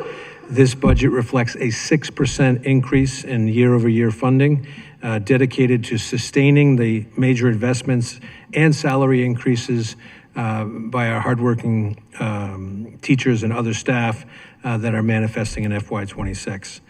We also will say a few words about the uniquely uncertain financial and fiscal landscape that's affecting the FY26 budget development and the FY26 budget implementation. To that end, we give you a few updates relevant to our budgeting.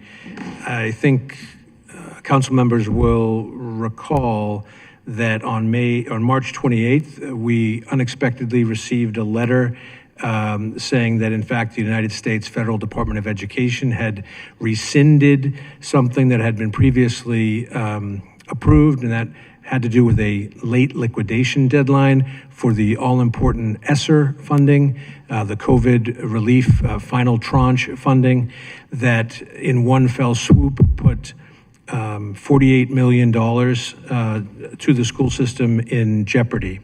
That was after the close of business Friday, March 28th. It affected your districts and your constituents, and I'm sure you're aware of it. What we wound up doing was immediately halting various activities that we no longer had the funding for.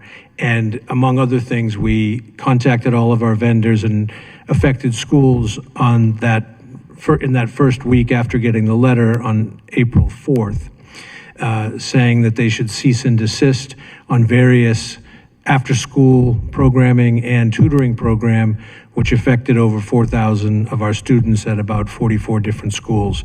That was a very difficult decision to make, but we made it because of the federal U.S. Department of Education's decision that we didn't expect. We also subsequently, along with 15 other states, as I'm sure members know, filed a lawsuit against that act. And on May 6th, 2025, just very recently, an injunction was granted by the U.S. District Judge in the case. That led to, on May 12th, which is just... Excuse me for 1 second. For any conversations in the back, if you can step into the hall for those conversations, please. Thank you. You may continue. Thank you. So after that, the granting of the temporary injunction, a few business days later, on May 12th, Maryland State Department of Education indicated to all of the LEAs in the state, including Baltimore City, to essentially hurry up and get any and all reimbursement requests into them that day, May 12th, which we were very happy to do. So we collectively think that the injunction was a positive legal step, and we're proceeding diligently to try to get reimbursed for that in jeopardy $48 million, but it's a big enough issue and it affects all of your communities, so we wanted to raise that here and give you an update.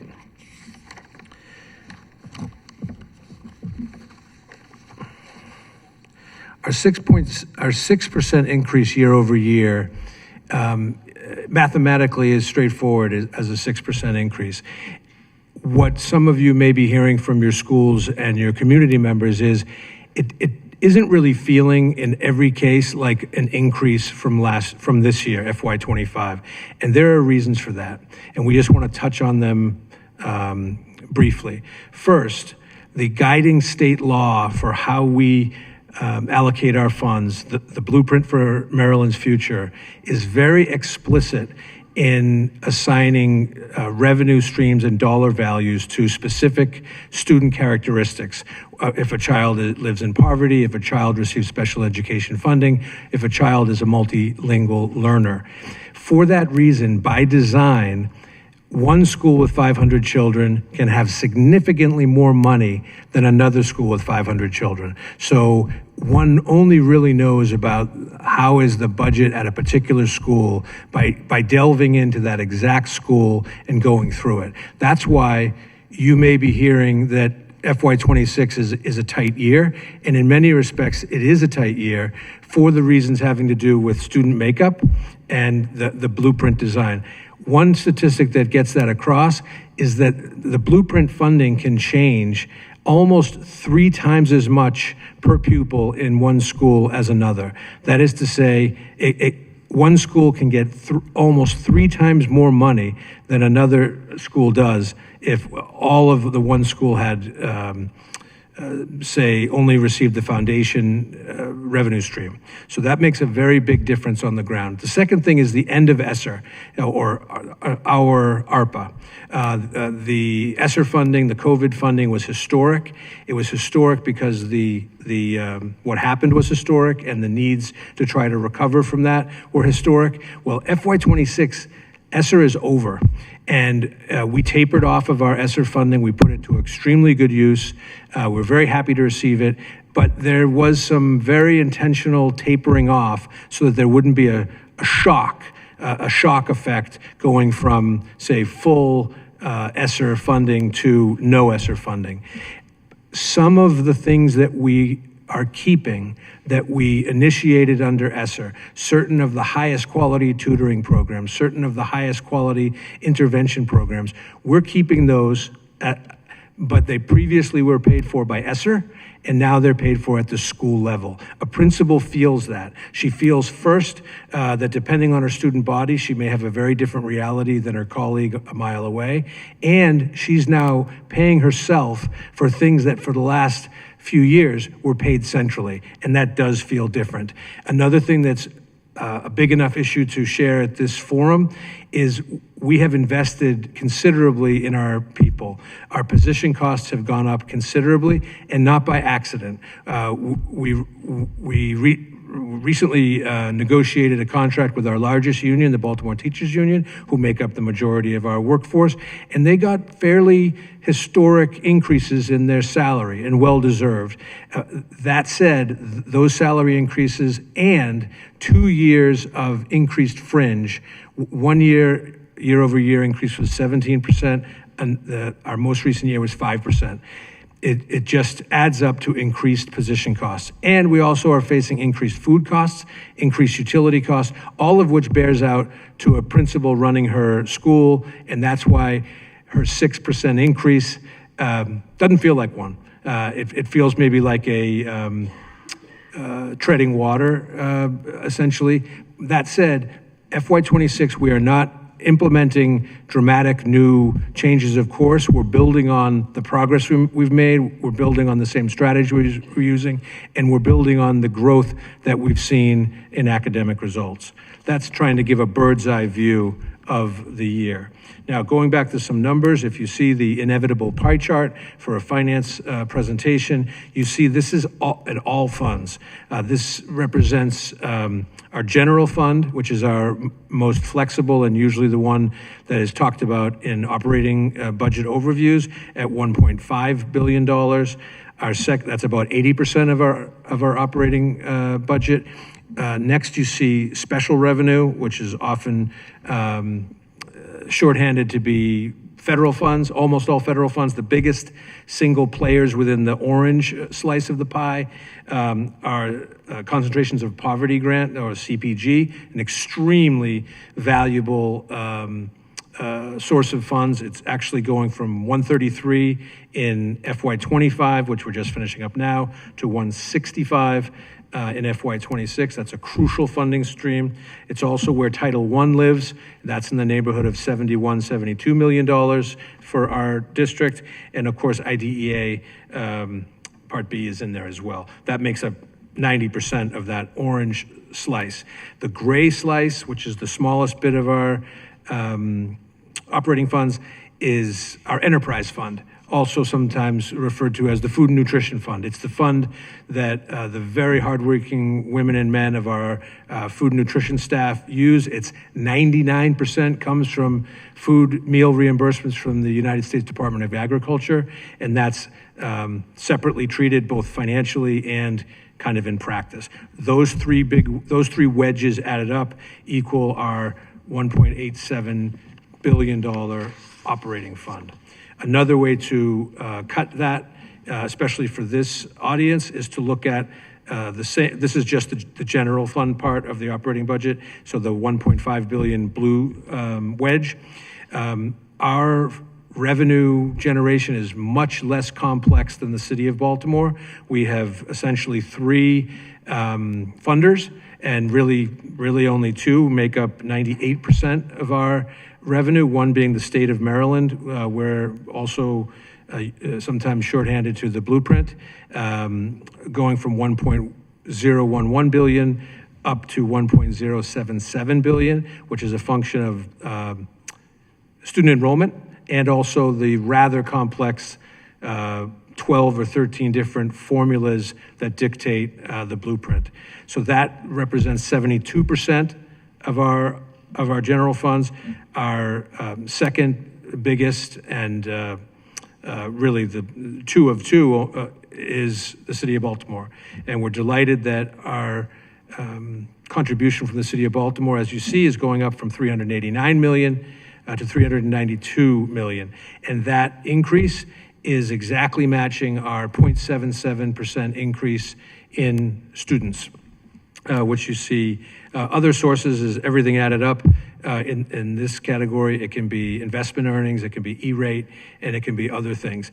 That's 2% of our budget. So that's what brings us from a $1.437 billion budget in FY25 to the 1.50 billion budget in 26 that we're giving you an overview of. That's a 4.2% increase. And it's another part of why our year is really, not to put too informal a tag on it, but is really kind of a stay the course year rather than a major restructuring year, which we're happy to say, by the way. Other districts who are implementing the blueprint, many of them are laying off staff. Many of them are making programmatic cuts. So it is important for us to point out that we're delighted to be saying to you, we're not in that position. We're not laying off staff and we're not cutting programming. It is a leanish year, and you will hear it from your friends at the school level in certain cases, but we're proud of what we're able to put in front of you and in front of our board. One last thing on this particular slide. First, for those of you who might look at the 71,000 and say, hey, I thought we were 76,000. These numbers, for reasons having to do with funding, don't include pre-K.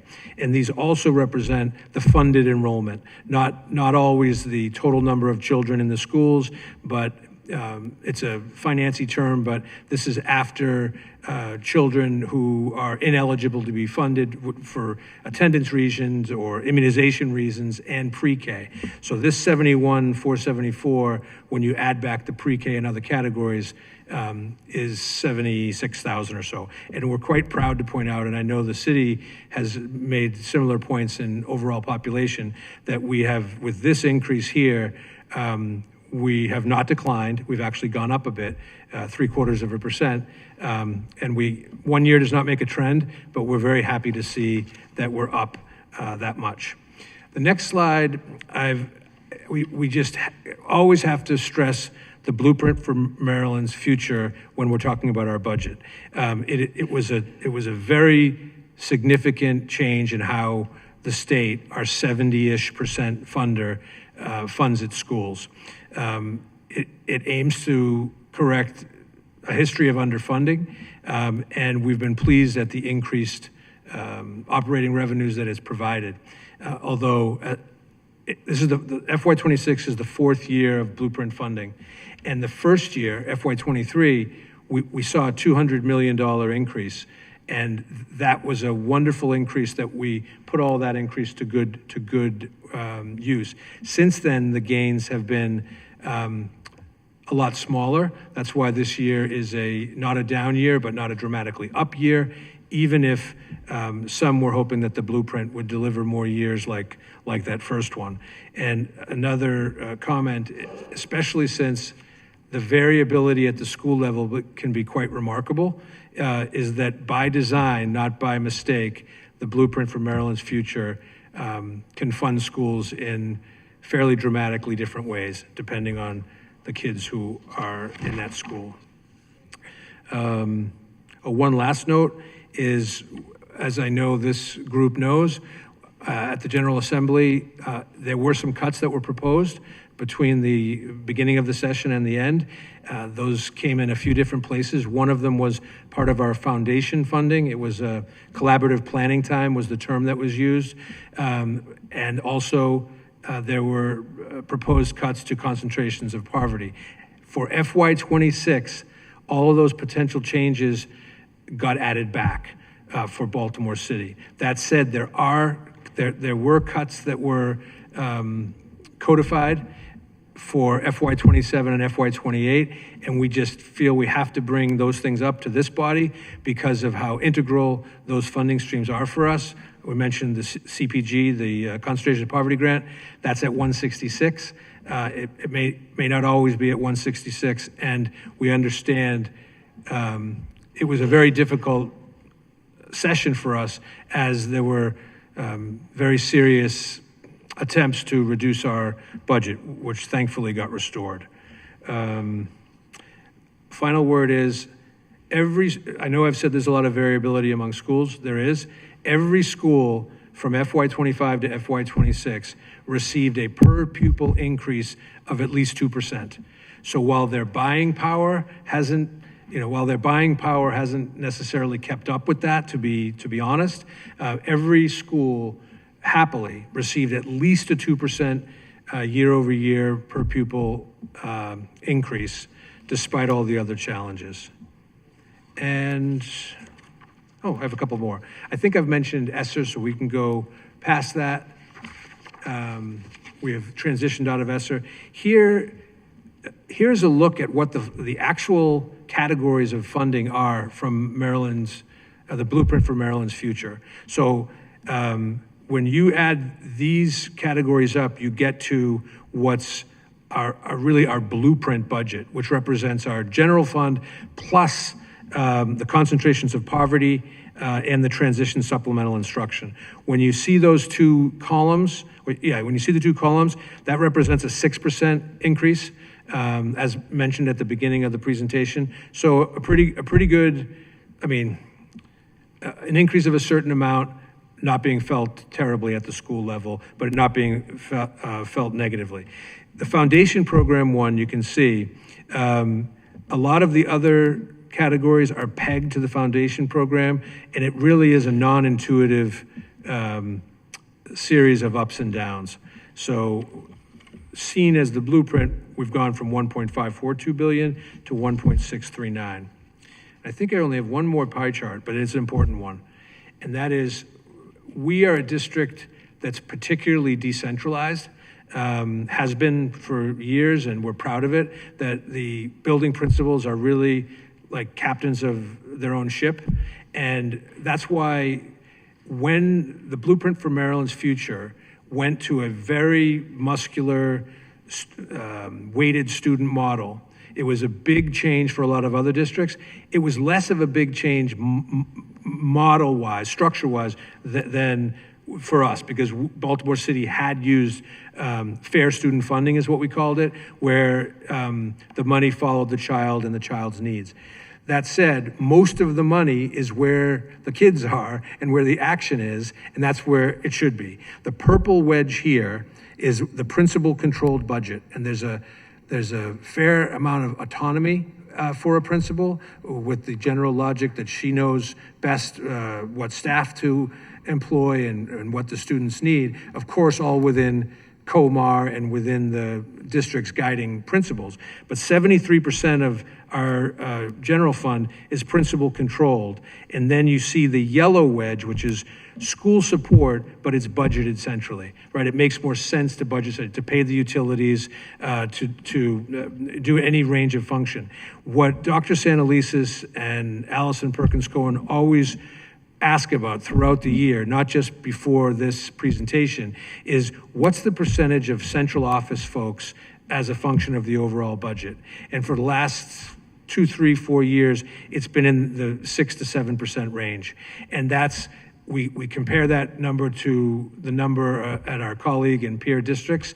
That's a very low number. I'm not sure we can get it much lower, but the reason we pay so much attention to it is we want to make sure that over time, we don't lose sight of where the action is, and we wind up having that percentage creep up. So there you see, 88% of the funds are either directly controlled by the principal, or they're spent on the principal's behalf from the central office, because it makes more sense than to have 160 energy bills or 160 other kinds of bills.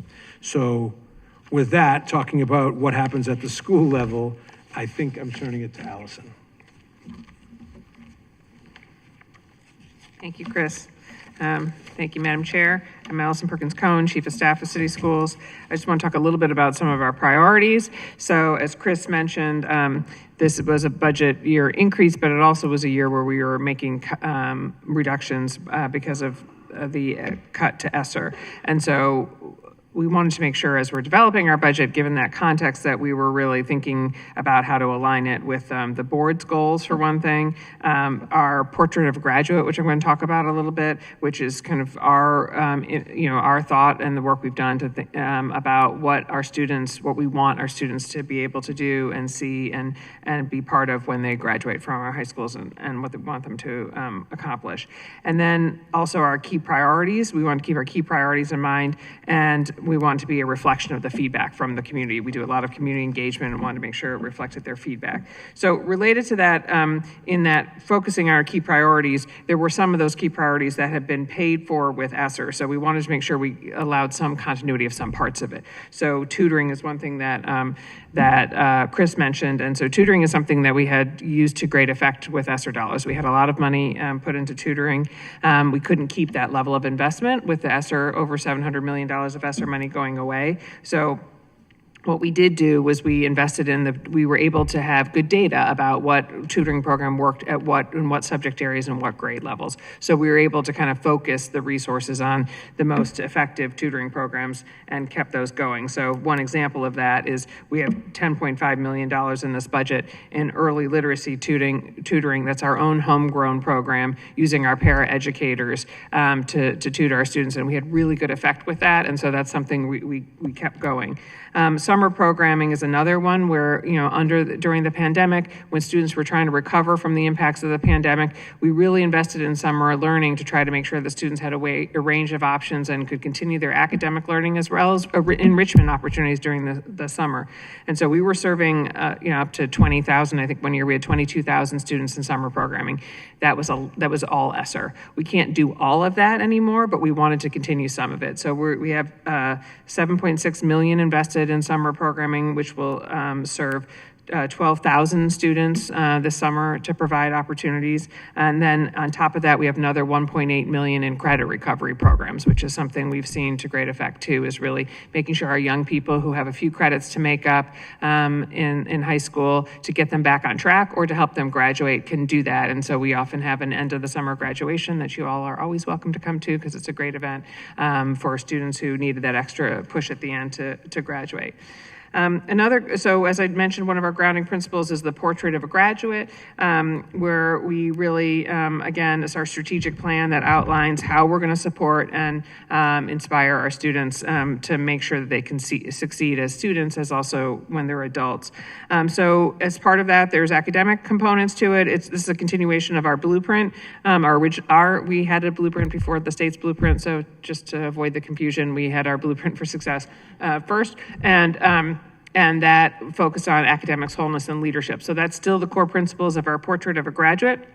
And so in this budget, you'll see investments in things like high-quality instructional materials, which is something we've been we're blessed to have a great chief academic officer, and really making sure the materials we're putting in front of our young people are great. So we had expanded the high-quality math curriculum to all schools for math, and then also for pre-K. We put more resources into our Frog Street curriculum, which, again, welcome to come out and see the cute kids doing Frog Street anytime you want.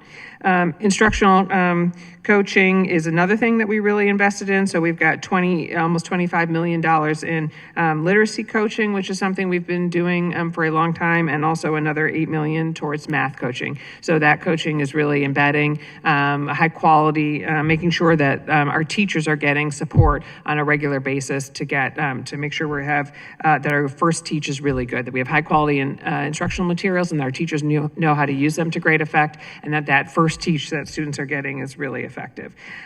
Also, career coaching. We don't have MOED here today, but we're great. They're great partners of ours. Mackenzie Garvin is a fabulous leader of that organization, and they're a great partner of ours. And so we have through the blueprint, we have almost $5 million in career coaching that's we do in conjunction with MOED, as well as another key priority for our portrait of a graduate and our high school focus is advanced placement. We've worked really hard to make sure that there are rigorous opportunities for our young people in all of our high schools, and we've greatly expanded exposure to advanced placement. We have the highest number of students of color participating in advanced placement that we've had, and also increased the number of them sitting for an exam. So I think this is off the top of my head, so take it with a grain of salt, but I think I'm pretty close. That I think the number 2 years ago for our African-American students who were sitting for the exam was at 61%, and now it's at 90%. And for our Latino students, it was at 57%, and it's now at 91%. So really making sure they're not just taking those courses, but they're actually taking them and sitting for the exam. And then on track to graduate is another key priority of ours. We're spending over $4.2 million in here in this budget to make sure that we're working with our students and particularly watching them in ninth grade. It's a difficult transition year, and helping them make sure they can walk across that stage. And then our FY26 budget priorities, I'm going to mention just a few more. So mental health has been a priority for us, particularly following the pandemic. So there's nearly $50 million in social workers and psychologists that are in here to make sure. There's the Surgeon General's report, the prior Surgeon General's report about the mental health impacts on our young people. And so that's something we take seriously to make sure we have those supports in schools. Also attendance work, like every other jurisdiction, we had big implications on chronic absenteeism and attendance as a result of the pandemic, but we've made great strides and reduced the chronic absence rate at a faster rate than the state and many neighboring jurisdictions. And so we are continuing that work with 50 school-based attendance positions for about $6 million. Also, our re-engagement center is something we're very proud of, is Roger Shaw. If you know him, then you know how the quality of his work and making sure that young people we're connecting with young people who have disconnected with our school and that we haven't served well enough to get them back into school and to get them to finish. And in fact, before I came here, I was at our senior celebration for some of those re-engagement students who graduated, who are either graduated in the winter or are about to graduate this year. And so that's always a great event. Chris mentioned the Enterprise Fund. I think sometimes we don't talk enough about the meals that we provide for students. So there's $71 million in food and nutrition services for our young people to make sure they have access to high quality meals when they're at school. And then athletics, part of our vision of wholeness is that students have things that excite them about being at school, that they have programming that excites them. We've greatly increased things like arts. We're over 300 art teachers now, which is a drastic increase from what it was a few years ago. But athletics is another one. And so we have another $1.2 million in here for middle school athletics to make sure that we're creating a pipeline for students so that when they're getting to high school, they've had some exposure to some of these sports, because I know from my own children who went to our high schools that often some of their teammates, the first time they picked up a baseball glove was when they were in high school. And so we're trying to make sure that they have those opportunities earlier.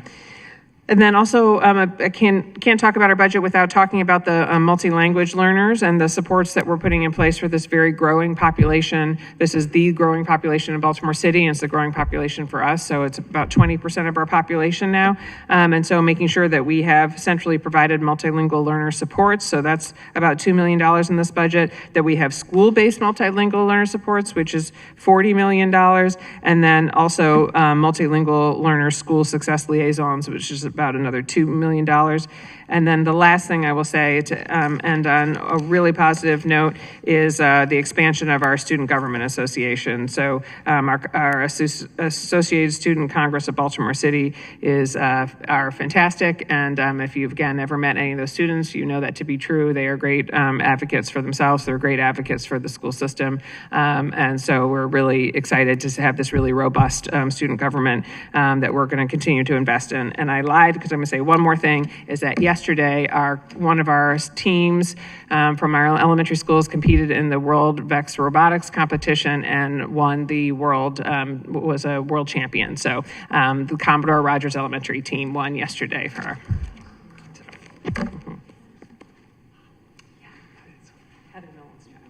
I feel like our claps wasn't loud enough for that.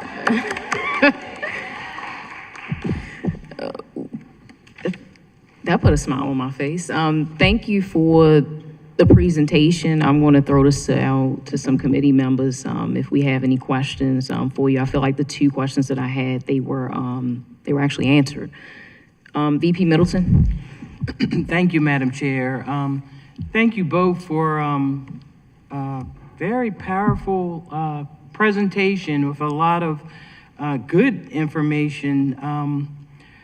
I know representing Mako for the city along with Councilwoman Ramos, we've heard some very bleak problems around all of our surrounding counties, and we're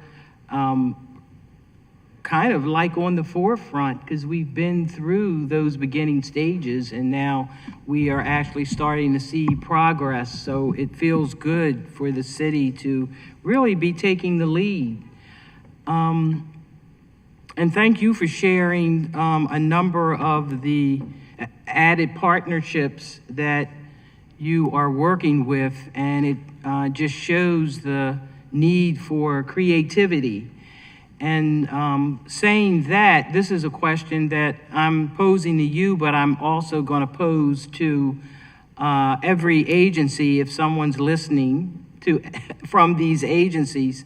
So, we're here building, trying to build stronger partnerships. And if you have a list, and I guess this is an ask, if you have a list of partnering city agencies on projects that you are already working on, that would be very helpful for us. As a person that has been really pushing apprenticeships, that's one example, with our agencies. If there's some things that you are partnering through apprenticeship, I know yesterday was a really good experience where the governor came to JARC Baltimore, and to see these young people that have just really struggled in life for different reasons, and to have them get these certificates to move on to maybe a pre-apprenticeship program. Some of them spoke, and to hear their stories was just so heartfelt and rewarding. And it's something that I would like to see every agency produce, either working with you or working with organizations like JARC Baltimore. So any comments on that? Yeah, no, you're right. Apprenticeship and college career readiness is an area that we just continue to focus on. We still have work to do there for sure. The mayor has been leading convenings with the city on that, as well as the council president. So we had a meeting recently with the council president, the mayor, and then a number of city agencies talking about their needs in terms of hiring for city jobs. And so how do we connect with them better? How do we better serve them to make sure that the programming that we have is supporting the needs of those agencies? So I think that's an ongoing area. And then making sure I heard. That was at the re-engagement at the re-engagement session earlier, we talked about adding programming to help prepare people for the wind industry. So always making sure that that's something that Roger reached out to make sure that that was something that re-engagement students had access to too. And so trying to make sure that we're aware and constantly updating to be aware what are the growing industries and that we're preparing folks for those industries. So we definitely have more work to do, but that's an area that we're lucky to have partners in many. The DPW expressed their interest in the various needs they do, that they have, DOT, BPD, so fire department. So those are ones that were all part of that meeting and that we'll continue to work with. And then, of course, MOED was there to help to think about how to create those partnerships through things like year-round youth works.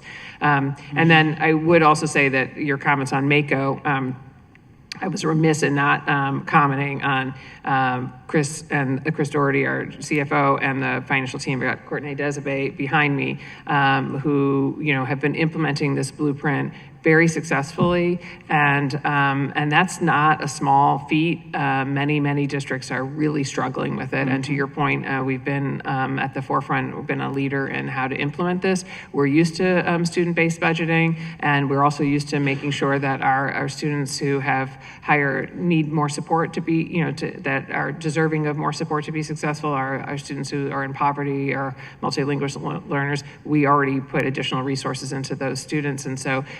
We've been able to make that transition and be able to help. I think other districts often look to us for that, and then also our step down of ESSER. You just haven't seen the layoffs that you've seen in other places. You haven't seen the disruption. I think we were very intentional on the front end about what to invest in ESSER, so that we could make much needed investments, but not into things that where we had to step back, it would be as painful. So we didn't do things like FTEs. We did other investments. So I appreciate that. Thank you. Thank you, Madam Chair.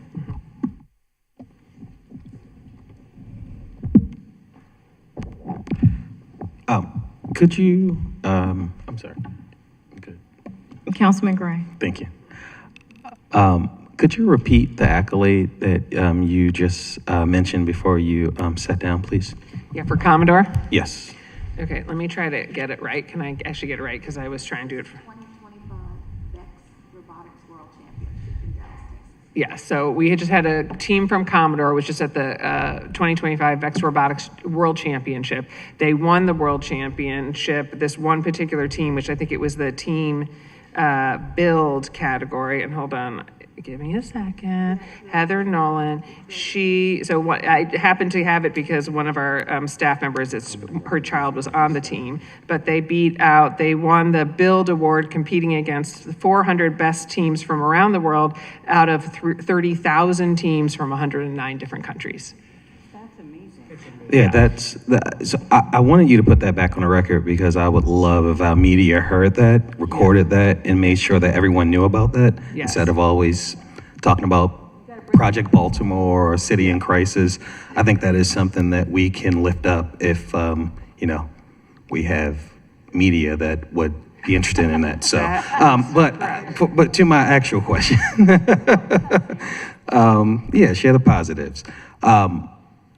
For school coordinators, I know you guys did an amazing job making sure that we are still sustaining that community school model and community school coordinators. For the future, what are your plans to ensure that we still have those school coordinators in place because they play a really vital and important role for our students and their families? Yeah, so they do play a vital role. To your point, that's a $16 million investment in the budget this year is continuing the community schools coordinators. We have them in every school, and because all our schools count under the way the blueprint counts poverty, all of our schools count, and so every school has them. Some of them work for external agencies, so we have a lot of partnerships. Again, on the partnership theme, we have a lot of partnerships with external agencies who employ those individuals and help train them and so on. And then we have some who are employed by us. So it's a mix. Tina's not, Chief High Hubbard would be the one to be able to tell you the distribution, but it's around half and half, but maybe the external partners are slightly more, I want to say. But they all get they all meet together to get updates. So if there are key initiatives that that you might have, like if there are things that you know that are going on that community schools coordinators should know about, so we can get the information out to schools, we can get it out that way. So if there's new opportunities or partnerships out there that we can it's a good way to get information out. It's a good way to support families. They're really critical in things like attendance work. They do a lot for our schools. They've been a really vital enhancements to schools.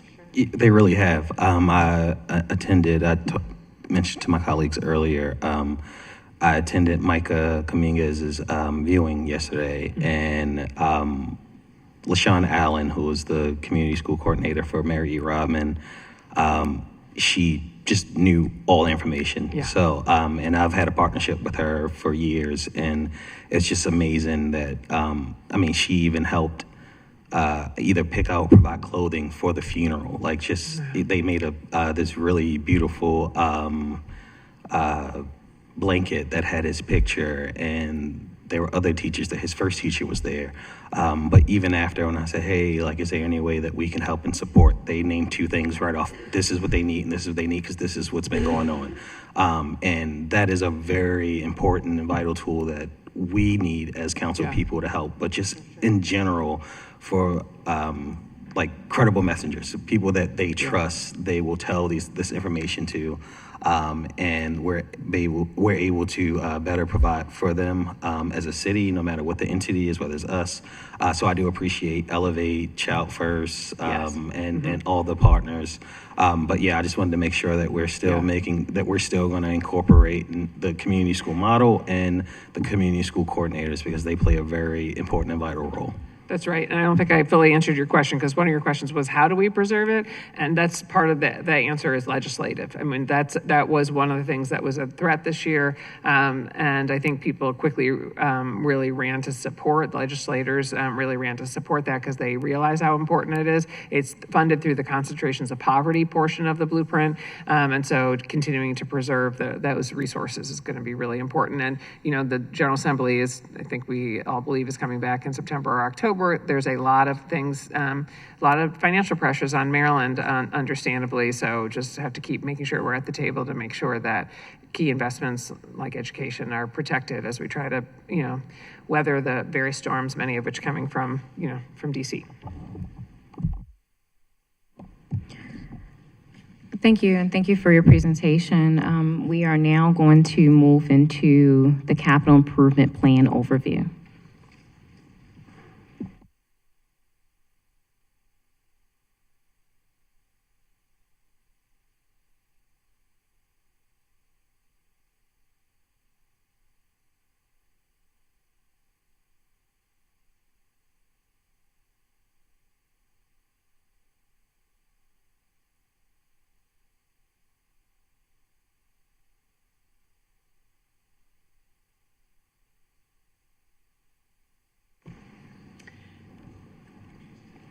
Good afternoon. Sarah Parnell from the Baltimore City Department of Planning. I am pleased to present an overview of the capital budget, and we'll be returning to the council on May 29th to provide a lot more details on the capital budget. So just to begin, wanted to set the stage as to why the Planning Department is before you presenting the Capital Improvement Program. By city charter, the Planning Commission must annually submit a 6-year capital improvement program to the Board of Estimates, and the first year of that 6-year program becomes the basis for the capital component of the Ordinance of Estimates, which is adopted by the City Council. So both today and on May 29th, I will present the budget year for FY26 in the context of the 6-year program, even though the Council is voting on the budget year. The definition of a capital project is laid out in Board of Estimates policy. And so it is defined as a physical betterment or improvement, or any studies related to those physical improvements. A capital improvement must be at least $50,000. It does not include vehicular equipment. It does not include repairs or maintenance that are less than $100,000 or are emergency in nature. And it does not include salaries that are not related to the capital project. So just wanted to quickly review the process that we go through to develop the capital improvement program. It takes almost a year to develop the capital improvement program. We begin in the fall by providing guidance to city agencies. We meet with them as they're preparing their requests. They submit those requests late fall, and then we work to publish those. The Planning Commission hosts public hearings for agencies to present their requests as well as context for their requests every January. So they provide updates on capital projects that have received funding previously. They provide information about what they're requesting in the upcoming year and the upcoming 6 years. They provide context about the challenges that their agency is facing and their capital needs, to the question earlier about the capital needs of the libraries. Following those presentations to the Planning Commission, staff prepares recommendations, and there's a work session in February where the Planning Commission reviews those recommendations and adjustments are made before the Planning Commission votes in March. So the Planning Commission vote in March is the first approval process for the capital improvement program. Following Planning Commission, it is reviewed by the Board of Finance and the Board of Estimates, both of whom have already reviewed the FY26 through 31 capital improvement program. And so that brings us to the final milestone, which is the City Council vote on the ordinance of estimates.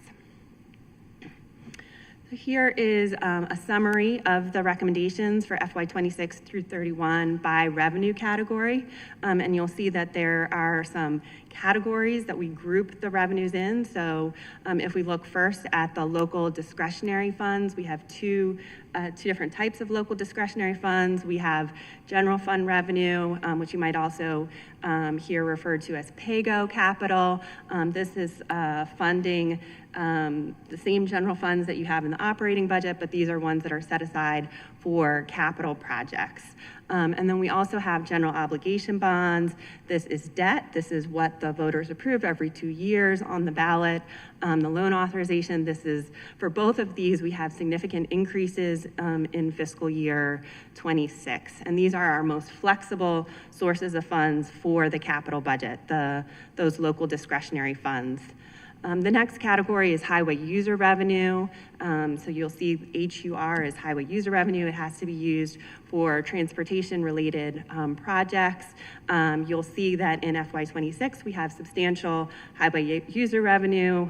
This is due to a temporary increase at the state level. But if you look over to FY28, you'll see that that dramatically falls off. And so we are working very hard and would love the support of the council, working very hard to advocate for restoration of highway user revenue funds and an extension of the higher levels of highway user revenue so that we can invest in our transportation infrastructure. The next category is federal and state. And so we receive funds from both federal government and the state government. Some of these are recurring funds that we receive every year by formula, and some of these are grants that agencies have applied for and been awarded. The next category is utility revenues. So these are funds that come to the city through water bills and are used for water, wastewater, and stormwater. The funds can only be used for utility purposes, and no other funding is used for those utility purposes. So we don't use the general obligation bonds or the general fund revenue for the utilities. We exclusively use the utility revenues.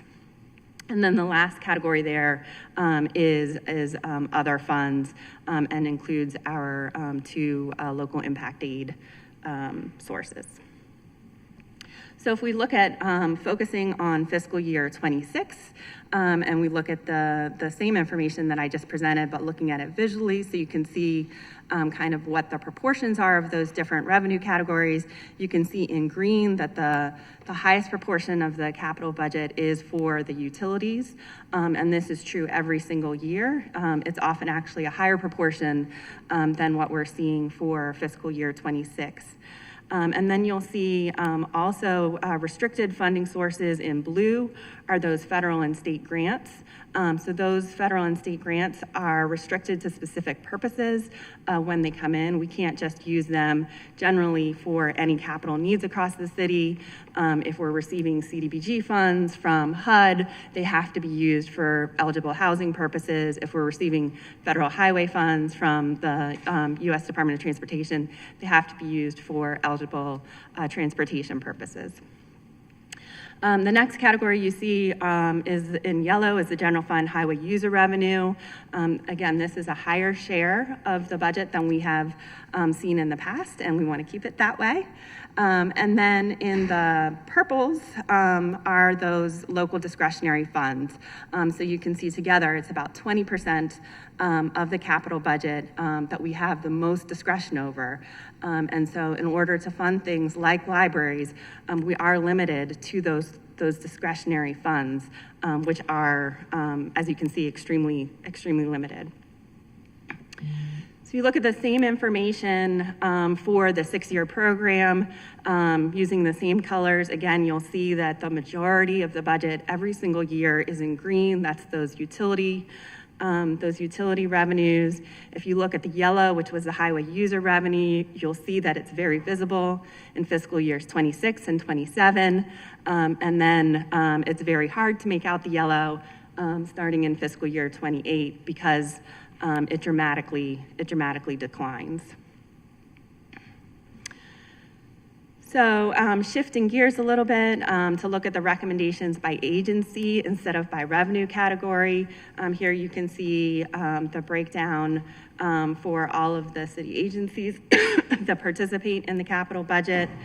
And we can look at that visually as well. So for fiscal year 26, you can see that the majority of the funding is for the Department of Public Works.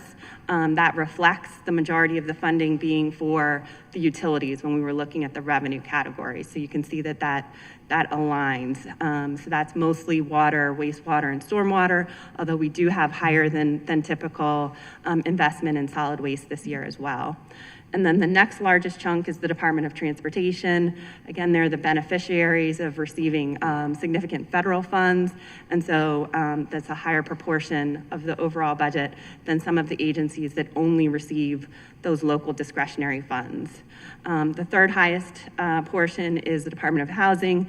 Again, they receive significant amounts of both federal and state funds. And so again, higher than some of those agencies that rely on the local funds. If we look at the FY 26 through 31 context and look at the distribution by agency across the 6 years, again, you will see in green that the Department of Public Works is the majority of the total. And again, that's the utilities. And you can see the variability in yellow for the Department of Transportation. I did want to share a few highlights of some of the projects that we're able to fund in fiscal year 26. So I mentioned that solid waste has a higher investment than typical. We are investing in both phase 1 and phase 2 of the future Eastside Transfer Station. So phase 1 is improvements to the existing administrative offices, and phase 2 is the compost facility. And then we are investing more than $10 million in local funding and more than $20 million in state funding for impact investment areas in FY26. And this is a dramatic increase from just 2 years ago when we had about $2 million in local funding. Similarly, for sidewalk repairs, 2 years ago we had about $1.5 million, and this year we have $12 million for sidewalk repairs, and that's in addition to another $12 million for the partial ADA consent decree. So we have a significant increase in our investment in the pedestrian infrastructure. We have more than $40 million in resurfacing in fiscal year 26, and this is compared to about $14 million just 2 years ago. The budget for FY26 includes funding for facilities for the homeless to invest in a shelter. And we also have a line item included in the FY26 budget for public art.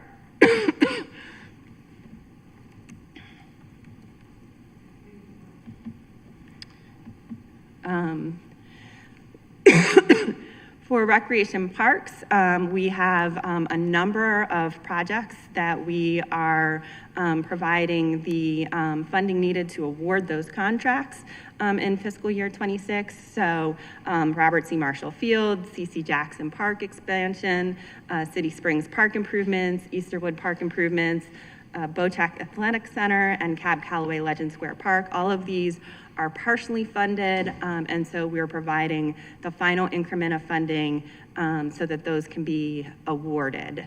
And that's based on the estimates that we had as we went through the budget process. So given the economic situation that we're in, obviously things could change, but that's what it was based on, and that's our expectation. The FY26 budget also includes design funding for Lillian Jones Recreation Center, as well as funds for acquisition of the Highlandtown to Greektown segment of the Greenway Trail. And just looking a little bit in the future, this is not part of the ordinance of estimates, but it's context for the ordinance of estimates that I think is very important. So in FY27 through 31, programs in the capital improvement program, we have funding for the Northeast Police District Station in FY27. We have the local match for West Baltimore United, as well as the federal funds were shifted from FY26 to FY27. We have broadband network upgrades starting in FY28.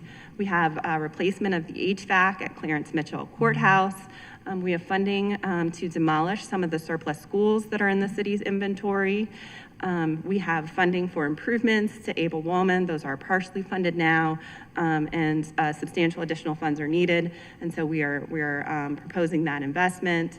We have the final phase of the Eastside Transfer Station programs in FY31. So that's for the transfer station phase of that project.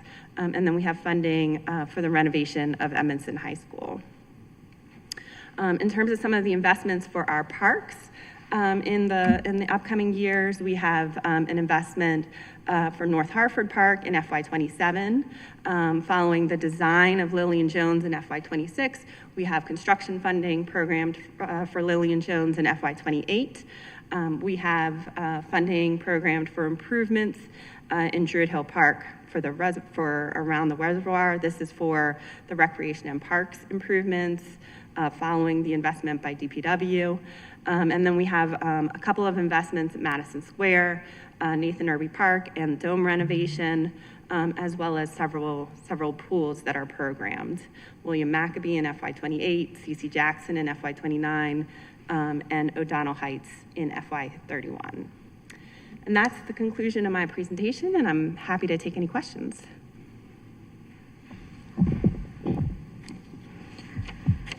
Thank you for your presentation to close us out. Did we have any questions? Why are you apologizing? Councilman Gray. For FY 26 through 31, recommendations by agency. I thought it was for the federal funding one. Yes. I'm so sorry. For our recommendation by revenue category, it seems like there's a huge drop in the utility in the revenue. In the which one? In the for FY recommendations by revenue category for utility revenue for revenue bond, sorry, and also for the HUR fund, which I understand that's when the funds run out. But can you just explain what the big drop is from even from like 29 to 30 to 31? Is it like just you don't know what the forecast is going to be, or is there something else fiscally, some other fiscal explanation for it? Yeah, there's two explanations. One is that as we get closer, that number is likely to change. So there may be projects that DPW hasn't fully teed up that will get reflected as we get closer to those outer years. But the second thing is that there is always a lot of variability in the utility project as they go through phases of designing projects and then constructing projects. So you may see some years that are lower as they're in a design phase for major projects.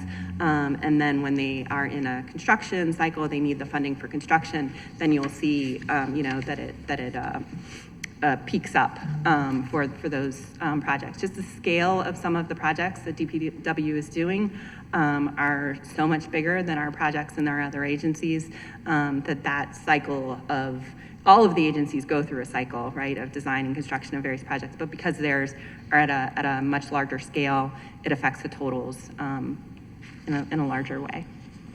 Okay, and then also with the local discretionary, I see that goes down by 26, 55 million, and after it's 27, 27, 22, 22, 15. Is that because of the new, the way that we're funding capital projects where we're not funding them unless we fully pay for them, or is that once again just a byproduct of not the uncertainty? The baseline for general fund revenue in the capital budget is $15 million. When we started the planning for FY26, we started the planning process based on $15 million. And then as the administration goes through the process of preparing the budget, if there are one-time funds available, then those are included in the capital budget. So this year, based on FEMA reimbursement, there was additional dollars available that could be invested in one-time purposes, because those reimbursements aren't going to recur on a yearly basis. So it doesn't make sense to include them in the operating budget to fund salaries or something like that. So they were designated for capital investments. But we only know that type of thing 1 year at a time. So the baseline starts at about 15 million. The reason you're not seeing 15 million all the way across for FY27 through FY30 is we have the local match for West Baltimore United included above that $15 million level. And that's subject to change as well. Yeah, thank you for the clarification. And then the last one is just surplus school demolition from 29 and 31. Do you guys have an idea of which schools you're going to do they have an idea of what schools they're going to demolish? I guess that's the base question.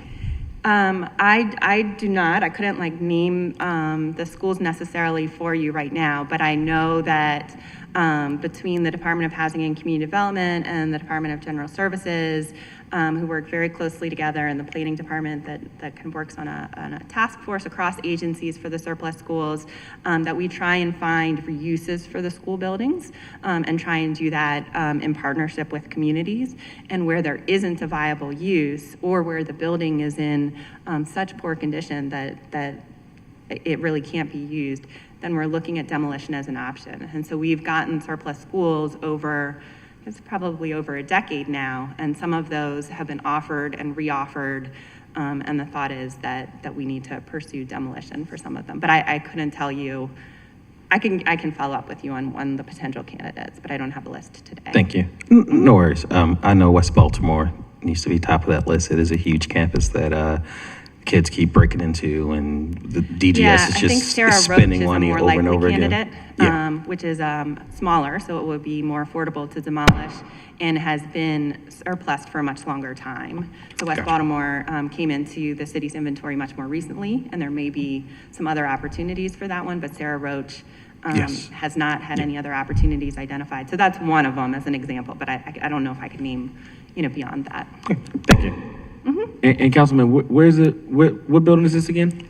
West Baltimore Middle, 201 North Bend. It is. Oh, near the old Green Street Academy. No, it's next to North Bend Elementary Middle School. It's the same campus. It's a huge school, and kids keep breaking into it and doing God knows what. But it's literally just a huge eyesore. But part of the issue is beyond our control. The community never wants to agree on what to do with it. So it's been in lingo. But yeah, that's one that's to the top of my mind. I'm like, that kind of needs to go because of the nuisance and the money that DGS is spending.